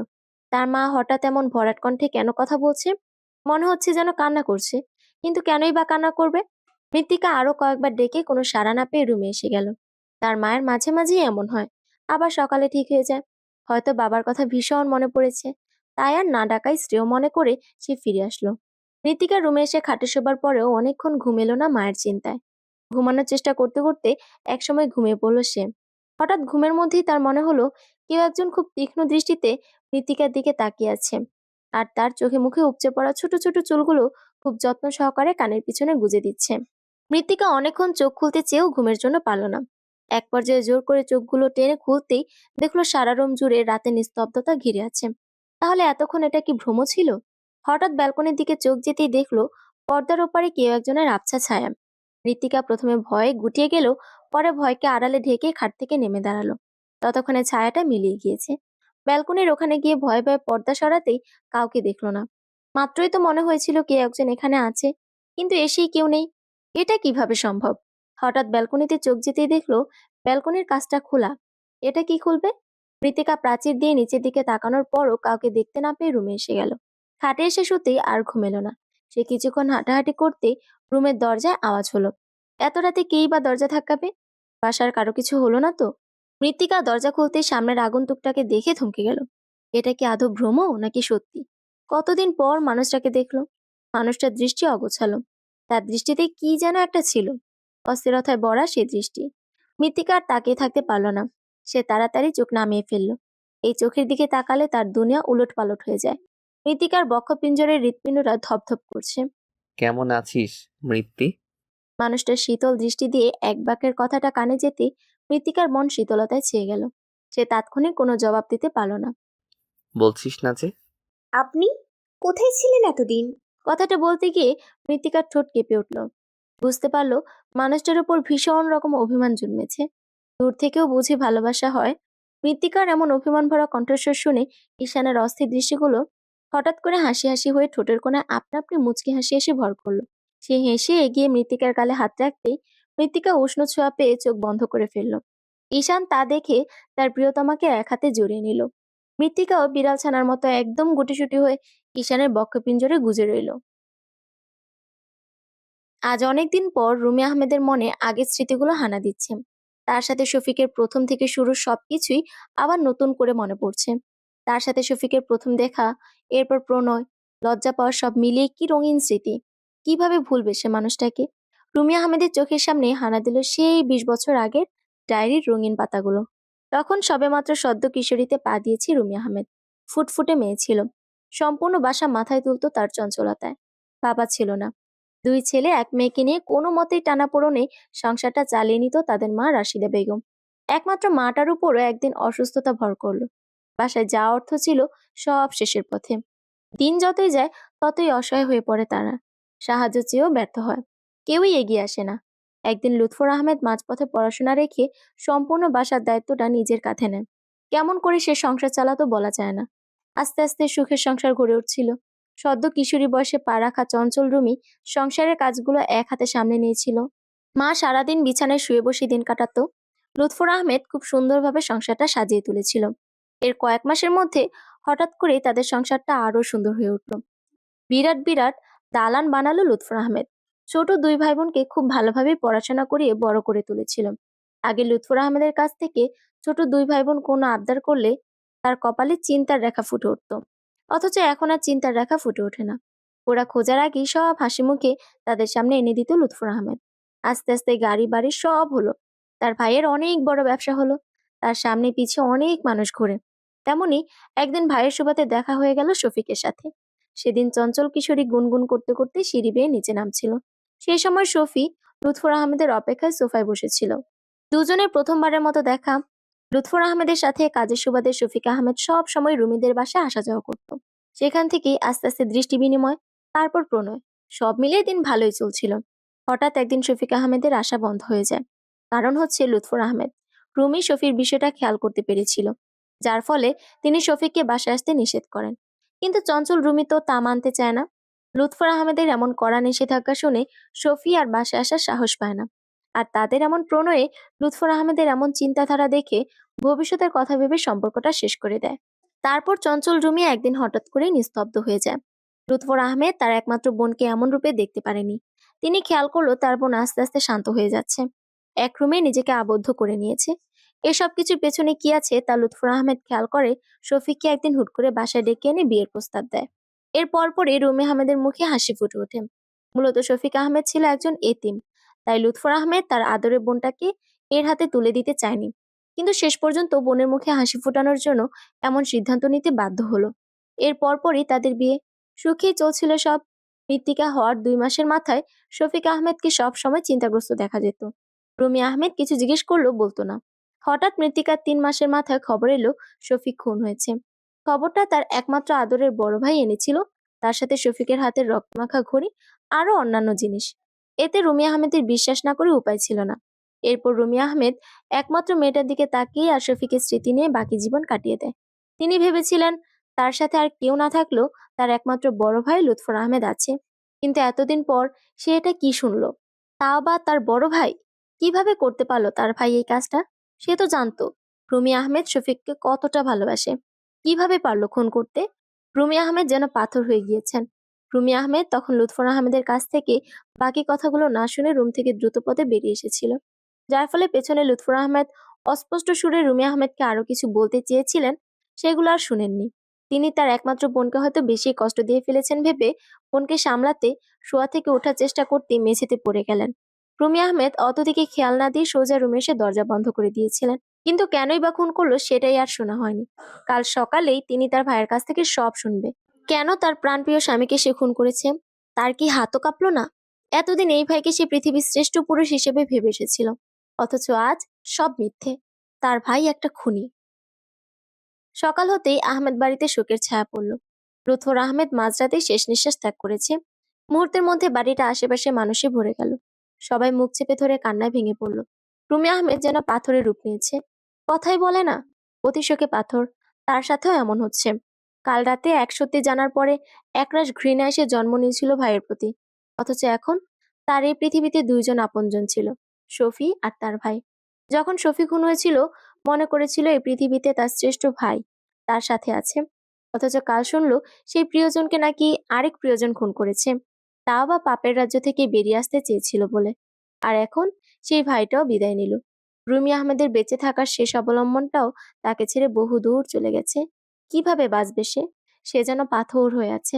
চোখ দিয়ে কোনো অশ্রুই বের হচ্ছে না। শোয়া অবস্থায় নিশ্চুপ শান্ত ভাইকে সে এভাবে মানতে পারছে না। এতদিন তাকে আগলে রাখা ভাইটা অনেক দূরে পাড়ি জমিয়েছে। রুমি আহমেদ মেঝেতে তার ঘুমন্ত নিশ্চুপ ভাইটার দিকে এক দৃষ্টিতে তাকিয়ে রইল। মাথাটা হঠাৎ করে ভীষণ যন্ত্রণা করছে। চোখগুলো আর খুলে রাখতে পারছে না। বসা থেকে মাথা ঘুরে পড়ে যাওয়ার আগে শেষবার মতো ঝাপসা দৃষ্টিতে ভাইয়ের মুখখানা দেখে নিল। এরপর চারদিকে অন্ধকার ঘনিয়ে এলো। মৃত্তিকা তার বড় মামি আর রিনিকে কোনো মতে অল্প কিছু খাইয়ে দিয়ে এসে মায়ের রুমে গেল। বড় মামার মৃত্যু যেন মা মেনে নিতে পারছে না। মৃত্তিকা সুপের বাটি নিয়ে মায়ের রুমে ঢুকতে নার্সটা তার কাছ থেকে বাটি নিতে চাইলে মৃত্তিকা নিজে খাওয়াতে পারবে বলে ইশারা করলো। মায়ের পাশে এগিয়ে যেতে মৃত্তিকার চোখ ফেটে অশ্রু ঝরে পড়ল। তার মা কি নিশ্চুপ হয়ে পূবের জানালাটার বাইরের দিকে শান্ত দৃষ্টিতে তাকিয়ে আছে। এক ঝটকায় রুমিয়া আহমেদ একেবারে অসুস্থ হয়ে পড়েছে। তার মায়ের এই পৃথিবীতে একমাত্র আপনজন বলতে এই ভাইটাই ছিল। সেই ভাইয়ের এত অল্প বয়সী বিদায় মেনে নিতে পারেননি তিনি, যার ফলে একেবারে শুয়ে গিয়েছেন। ভাইকে শেষবার মতো দেখতেও পেল না। ডাক্তার বলেছে তিনি মানসিকভাবে একদম ভেঙে পড়েছেন। সুস্থ হওয়ার আশঙ্কা একদম কম। তার পাশে সবসময় একটা নার্স থাকা জরুরি, না হলে যে কোনো সময় বিপদ হতে পারে। ঋতিকা চোখ মুছে মায়ের পাশে বসলো। মায়ের মাথায় হাত বুলিয়ে আদুরে কণ্ঠে মাকে ডাকলো। রুমি আহমেদ মেয়ের ডাক শুনে জানালা থেকে আস্তে আস্তে দৃষ্টি সরিয়ে মেয়ের দিকে তাকালো, কিন্তু মুখ ফুটে কিছু বলতে পারল না। ডাক্তার বলেছে তিনি কথা বলার ক্ষমতা হারিয়ে ফেলেছেন। তিনি হয়তো বেঁচে থাকার মানসিকতা হারিয়ে ফেলেছেন। মৃত্তিকা মায়ের দিকে তাকিয়ে একটা দীর্ঘশ্বাস ফেলল। সেও ভালো নেই। একের পর এক ঘটনা তার মনে বিরূপ প্রভাব ফেলছে। সিয়ার মৃত্যু এখনো তাকে বারে বারে কাঁপিয়ে তোলে। এরপর পড়াশোনা স্থগিত, আদিবের এমন পরিবর্তন, এখন আবার বড় মামার বিদায়। যার মুখ দেখে এতদিন মৃত্তিকা তার বাবার কথা বলতো, সেই মানুষটার এভাবে বিদায়টা মৃত্তিকা মেনে নিতে পারছে না। তবুও উপরে সবার ভালোর জন্য নিজেকে শক্ত করে রাখতে হচ্ছে। কিন্তু প্রতিনিয়ত সে কি পারবে? মৃত্তিকা মাকে খাইয়ে দিয়ে মাথার উপর হাত বুলিয়ে দিল। রুমি আহমেদ মলিন চোখে মেয়ের দিকে তাকিয়ে রইলেন। আস্তে আস্তে ঘুমের রাজ্যে পাড়ি জমালে মৃত্তিকা তার মায়ের রুম থেকে বেরিয়ে আসে। এরপর খাবারের আরেকটা প্লেট নিয়ে নিজের রুমের দিকে অগ্রসর হলো। রুমে গিয়ে দেখলো ঈশান খাটের সাথে হেলান দিয়ে মেঝেতে বসে আছে। হাঁটুর উপর এক হাত রেখে মাথা নিচু করে আছে। মৃত্তিকা নিজেকে সামলে চোখ মুছে ঈশানের দিকে এগিয়ে গেল। ঈশান ভাই। মৃত্তিকার ডাকে ঈশান তার দিকে মাথা তুলে তাকালো। চোখ দুটো ভীষণ লাল, হয়তো কেঁদেছে। মৃত্তিকা তাড়াতাড়ি চোখ ফিরিয়ে নিল। এই মানুষটাকে কষ্ট পেতে দেখলে তার নিজেরই যে ভেতরটা ফেটে চৌচির হয়ে যায়। সেই সকাল থেকে তো কিছুই খাননি, অল্প কিছু খেয়ে নিন। বাবাকে ছাড়া আমি নিজেকে এক মুহূর্ত কল্পনা করতে পারি না। কেন এত তাড়া ছিল ওনার? মৃত্তিকা কিছু বলতে পারল না। তার নিজেরও যে প্রচন্ড খারাপ লাগছে। কাকে বুঝাবে সে? একের পর এক তার প্রিয় দুইটা মানুষ তাকে ছেড়ে চলে গেছে। ভেতরটা তার ফেটে যাচ্ছে, কিন্তু কাউকে মুখ ফুটে কিচ্ছু বলতে পারছে না। এই মুহূর্তে ঈশান ভাইকে সান্ত্বনা দেওয়ার মতো কোনো ভাষা সে পাচ্ছে না। সে একটা মলিন শ্বাস ফেলে ঈশান ভাইয়ের কাঁধে আলতো করে ডান হাতটা রাখতেই ঈশান মৃত্তিকাকে জাপটে ধরে ঢুকরে কেঁদে উঠল। ঈশান মৃত্তিকার কাঁধে মুখ গুজে দিয়ে কান্নায় ভেঙে পড়ল। মৃত্তিকারও এতক্ষণ যে কান্নাগুলো আটকে রেখেছিল তার সব বেরিয়ে এলো। এই বাসাটাও হয়তো কেউ বড় মামাকে ছাড়া কল্পনাও করেনি, অথচ আজ সেই দিন দেখতে হচ্ছে। বাসাটা ছিন্ন বিচ্ছিন্ন হয়ে গিয়েছে এক সপ্তাহের ভেতর। দেখতে দেখতে আরো কয়েকদিন কেটে গেল। মেডিকেলটা আস্তে আস্তে সম্পূর্ণভাবে উচ্চপদস্থ কর্মকর্তাদের হাতে করতলগত হয়েছে। ঈশান সেদিকে আর খেয়াল দেয়নি। মৃত্তিকার কাছে এসব প্রশ্নের কোনো উত্তর জানা নেই। ঈশান হয়তো কিছুটা হলেও জানে, কিন্তু বলছে না। না হলে এত বড় মেডিকেলটা অন্যরা ভেঙে জায়গা দখলে নিয়ে নিয়েছে, তবুও ঈশান সেদিকে কেন ভাবনা দিল না? এই ব্যাপারটা মৃত্তিকাকে বারে বারে ভাবায়, কিন্তু তবুও সে মুখ ফুটে কিছু জিজ্ঞেস করে না। মানুষটা সবেমাত্র একটা শোক কাটিয়ে উঠেছে, তার উপর এই কয়েকদিনে মৃত্তিকা মানুষটাকে প্রচন্ড রকম ভালোবেসে ফেলেছে। আস্তে আস্তে রুমি আহমেদের শরীরের অবনতি হচ্ছে। শহরের সবচেয়ে ভালো ডাক্তারকে দেখিয়েও লাভ হলো না। ডাক্তাররা বলল, যদিও আশা করা যায় না, তবুও চেষ্টা করে যাচ্ছি। আমরা শারীরিকভাবে ওনাকে চিকিৎসা দিয়ে সুস্থ করার চেষ্টা করছি, কিন্তু উনি মানসিকভাবে ভেঙে পড়েছেন অনেক আগেই। উনি ওনার মনের কষ্টগুলো কাউকে বলতে না পেরে চিন্তায় আরো ভেঙে পড়েছেন। উনি বাঁচার আশা ছেড়ে দিয়েছে, যার ফলে ওনাকে বাঁচানো কষ্টকর হয়ে দাঁড়িয়েছে। তবুও আমরা চেষ্টা করছি। এবার বাকিটা আল্লাহ ভরসা। মৃত্তিকা ভীষণ করে ভেঙে পড়েছে। সে এসব আর মানতে পারছে না। এই পৃথিবীতে তার ভালোবাসার মানুষ খুব সীমিত। সেই সীমিত থেকেও বারে বারে সবার বিদায় নেওয়া সে কিছুতেই সহ্য করতে পারছে না। এই মা চলে গেলে সে কি বানিয়ে বাঁচবে? রিনির অনেক আগে থেকে দেশের বাইরে পড়ার ইচ্ছে ছিল, কিন্তু পরিবারের এই পরিস্থিতিতে সেই ইচ্ছেটাকে জলাঞ্জলি দিয়েছিল। ঠিক সে সময় ঈশান রিনিকে জোর করে পাঠিয়ে দিয়েছিল রিনিকে। সে চায় না তার জন্য তার একমাত্র আদরের বোনটার ইচ্ছেটা পূরণ না হোক। রিনিকে একা যাওয়ার অনুমতি দিলেন না আমিনার রহমান। তার এক কথা, সেই মেয়েটাকে একা ছাড়বে না। যেতে হলে সেও মেয়ের সাথে চলে যাবে। ঈশানও রিনির সাথে মায়ের যাওয়ার ব্যবস্থা করে দিল। রিনিও বাধ্য মেয়ের মতো সবার কাছ থেকে বিদায় নিয়ে মাকে নিয়ে সুদূর বিদেশে পাড়ি জমিয়েছে। ঈশানও চায় সে এদেশ খুব তাড়াতাড়ি ছাড়বে, মৃত্তিকাকে নিয়ে বহু দূর পাড়ি দিবে, যেখানে সে আর মৃত্তিকা ছাড়া আর কেউ থাকবে না। মৃত্তিকা এখন সারাদিন মায়ের পাশে বসে মায়ের দিকে মলিন দৃষ্টিতে তাকিয়ে থাকে। রাতে ঘুমায়ও না, খাবারের ঠিক নেই। ঈশান সময় সময় গিয়ে কোনো মতে জোর করে অল্প কিছু খাইয়ে দেয়। তারও মাথার উপর ভারী চিন্তা। মেয়েটার চোখ মুখ 2 দিনের ভেতর কোটরে ঢুকে গিয়েছে। চেহারা শুকিয়ে কাঠ, চোখের নিচে কালো দাগ বসে গেছে, ঠিকমতো চুল আঁচড়ায় না। ঈশান সারাদিন এখানে ওখানে দৌড়ে রাতে বাসায় ফিরে ক্লান্তিতে চোখ বুজে যায়, তবুও সে মুখের উপর পানির চাপটা দিয়ে ঠোঁটের কোণায় হাসি রেখা টেনে মৃত্তিকা চুল আঁচড়িয়ে দেয়, তার যত্ন করে। মৃত্তিকা মলিন চোখে ঈশানের দিকে তাকিয়ে হাসে। সারাদিন ঈশান এত ব্যস্ততা শেষে রাতে যখন মৃত্তিকাকে কাছে টেনে বুকের ভেতর জড়িয়ে ধরে, তখন তার সব ক্লান্তি মুহূর্তের মধ্যে উবে যায়। এটাই তো তার প্রশান্তি। এই মেয়েটার মধ্যেই তার সব শান্তি নিহত। ঈশানের ভীষণ খারাপ লাগে। কেন এত পরিবর্তন হয়ে গিয়েছে পরিবারটা। রুমি আহমেদ মারা যাওয়ার পর মৃত্তিকা আরো ভেঙে পড়েছে। সে কারোর সাথে কথা বলে না, নিজেকে একটা বদ্ধ রুমে সবসময় আবদ্ধ রাখে। চুলগুলো সবসময় অগোছালো হয়ে থাকে। ঈশান খুব দ্রুতই সবকিছুর ব্যবস্থা করার চেষ্টা করছে। সে তার এসব কাজ ছেড়ে দিয়ে খুব দ্রুত মৃত্তিকাকে নিয়ে বিদেশে সম্পূর্ণ আলাদা হয়ে পাড়ি দিবে। মৃত্তিকার এমন মলিন চেহারা দেখে সে আর সহ্য করতে পারছে না। তারা বিদেশ যাওয়া পর্যন্ত রিনিকে সুদূর দেশ পাড়ি দিয়ে মৃত্তিকার জন্য আনালো ঈশান। আর মাত্র কয়েকদিন, এরপরই এসবের প্যারা আর থাকবে না। তারপর রিনি, মৃত্তিকা আর ঈশান চলে যাবে বহু দূর। ঈশানের মাঝে মাঝে ভয় হয়, মৃত্তিকাকে সে সত্যিটা জানালে তাদের এই সুন্দর সম্পর্ক কি আর থাকবে, নাকি মৃত্তিকা ঈশানকে ভুল বুঝে অনেক দূরে চলে যাবে। কিন্তু এই সত্যিটা মৃত্তিকাকে না জানালে এই সম্পর্কটা যে মিথ্যের উপর তৈরি হবে। আর যদি জেনেও যায় তাহলে কি হবে ভাবতেই ঈশানের মনের ভিতর কষ্ট চেপে ধরে। না, মৃত্তিকাকে এসব কিছুতেই বলা যাবে না। হোক না মিথ্যের উপর সম্পর্ক, তবুও যদি ভালো থাকা যায়, মৃত্তিকাকে যদি সবসময় তার কাছে রাখা যায়, তাহলে সে বেঁচে থাকতে পারবে।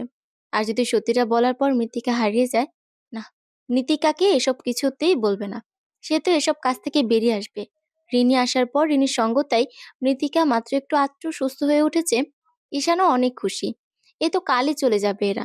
সকালে উঠে ঈশান নিজ হাতে মৃত্তিকাকে জোর করে ঘুম থেকে তুলে খাইয়ে দিল। তারপর মুখ মুছে দিতে দিতে বলে উঠল, আজ একটা সারপ্রাইজ আছে। মৃত্তিকা খাবার চিবোতে চিবোতে ভ্রুকুচকে তাকালো ঈশানের দিকে। ঈশান মুচকি হেসে বলে উঠল, সে না হয় সন্ধ্যায় দেখে নিও। এরপর প্লেট রেখে এসে রুম থেকে বেরিয়ে যেতে যেতে রিনির উদ্দেশ্যে বলে উঠল, রিনি যাচ্ছি, কিছু সময় পর আসছি। সারপ্রাইজটা মৃত্তিকে বলিস না। মৃত্তিকা ঈশানকে বিদায় দিতে তার পেছন পেছন আসতে গিয়ে ঈশানের কথা শুনে অভিমানে মুখটাকে মলিন করে ফেলল। ঈশান দরজা দিয়ে বেরিয়ে যেতে গিয়ে মৃত্তিকার এমন অভিমান ভরা দৃষ্টি দেখে থেমে আসলো। এরপর মৃত্তিকার গালে পরম মমতায় হাত রেখে আদুরে কণ্ঠে বলে উঠল, তোমাকে এমন মানায় না, সব সময় হাসি খুশি থাকবে। তুমি জানো তোমার হাসিটা কত সুন্দর। মৃত্তিকা রাগী দৃষ্টিতে ঈশানের দিকে তাকিয়ে বলে উঠল, জানতো। ঈশান হেসে সিঁড়ি বেয়ে নেমে যেতে পা বাড়াতেই মৃত্তিকা দরজা আটকে দিতে গিয়ে আর আটকাতে পারল না। সে ভ্রুকুচকে তাকাতেই দেখলো ঈশান হাত দিয়ে দরজা আটকে ফেলেছে। মৃত্তিকা ভ্রুকুচকে তাকাতেই ঈশান ফট করে দরজা পেরিয়ে মুখ ঢুকিয়ে মৃত্তিকার কপালে তার ঠোঁটের উষ্ণ ছোঁয়া স্পর্শ দিল। মৃত্তিকা কড়া দৃষ্টি নিক্ষেপ করে কিছু বলতে নিতেই ঈশান বলে উঠল, ভালোবাসি, ভালোবাসি প্রচুর। মৃত্তিকার রাগ মুহূর্তের মধ্যে উপে গেল। একবার ভালোবাসি বলো। তোমার কাছ থেকে বোধহয় আমার আর ভালোবাসি শব্দটা শোনা হবে না। ঈশানের কণ্ঠ অসহায় শোনালো। মৃত্তিকা কিছু না বলে লজ্জায় মাথা নিচু করে পেছন দিকে ঘাড় বাঁকিয়ে রিনিকে আসতে দেখে রাগী দৃষ্টি নিক্ষেপ করলো। সাবধানে যাবেন, আল্লাহ হাফিজ। বলেই পরপরই মৃত্তিকা ঈশানের বাচ্চাপনাকে পাত্তা না দিয়ে হাসিকে আড়ালে ঢেকে মুখের ওপর দরজা বন্ধ করে দিল। ঈশান মুচকি হেসে সিঁড়ি বেয়ে পেছন দিক থেকে নেমে যেতে যেতে বলে উঠল, ভালোবাসি মৃত্যু বউ, ভালোবাসি প্রচুর। মৃত্তিকা দরজা বন্ধ করার পরও বাইরে থেকে ঈশানের আওয়াজ শুনে আপন মনেই বিড়বিড় করে, আমিও প্রচুর ভালোবাসি আপনাকে ঈশান সাহেব। বলেই হেসে ফেলল। এরপর দৌড়ে রুমের ব্যালকনিতে গিয়ে ঈশানের গাড়ি যতক্ষণ পর্যন্ত চোখের আড়াল না হয় ততক্ষণ তাকিয়ে রইল। এই মানুষটা আছে বলে সে আবার বাঁচার মানে খুঁজে পেয়েছে। এখন এই পৃথিবীতে মৃত্তিকার বাঁচার শেষ সম্বল এই মানুষটা। এই মানুষটাই তার প্রশান্তি। কারো ধাক্কায় মৃত্তিকা ভাবনা থেকে বেরিয়ে দেখতে পেল রিনি ভ্রুকুচকে মৃত্তিকার পানে চেয়ে আছে। কি রে, এত মিটিমিটি হাসি কেন? কি ব্যাপার মৃত্তিকা? রিনি ঠোঁট টিপে হেসে বলে উঠল, ওইটা বাদ দে। কিসের সারপ্রাইজ আছে রিনি? মৃত্তিকা রিনির কথার জবাব না দিয়ে উল্টো প্রশ্ন করলো। ওইটা ভাইয়া আসলে দেখতে পারবি, এখন এত উৎকণ্ঠা হোস না। বলেই রিনি রুমের উদ্দেশ্যে পা বাড়ালো। জীবন আসলেই সুন্দর। সেই জীবনের সাথে জড়িত প্রিয় মানুষটা যদি মনের মতো হয় তাহলে আরো বেশি সুন্দর। কল্পনার রাজ্যের মতো জীবনটা পরিপূর্ণ। ঈশান নামক মানুষটার জন্যই মৃত্তিকার জীবনটা পরিপূর্ণ। তার কাঁধে মাথা রাখলে এমন হাজার হাজার বছর দিব্যি পার করে দেওয়ার ইচ্ছে জাগে। সময়ের সাথে ঈশান নামক মানুষটা মৃত্তিকার জীবনের সাথে আরো বেশি জড়িয়ে যাচ্ছে। মানুষটা নিত্য নতুন কাজে তার প্রেমে বারে বারে পড়ে মৃত্তিকা। ক্রমশ নিজেকে হারিয়ে ফেলছে মানুষটার মাঝে। এই তো জীবন সুন্দর।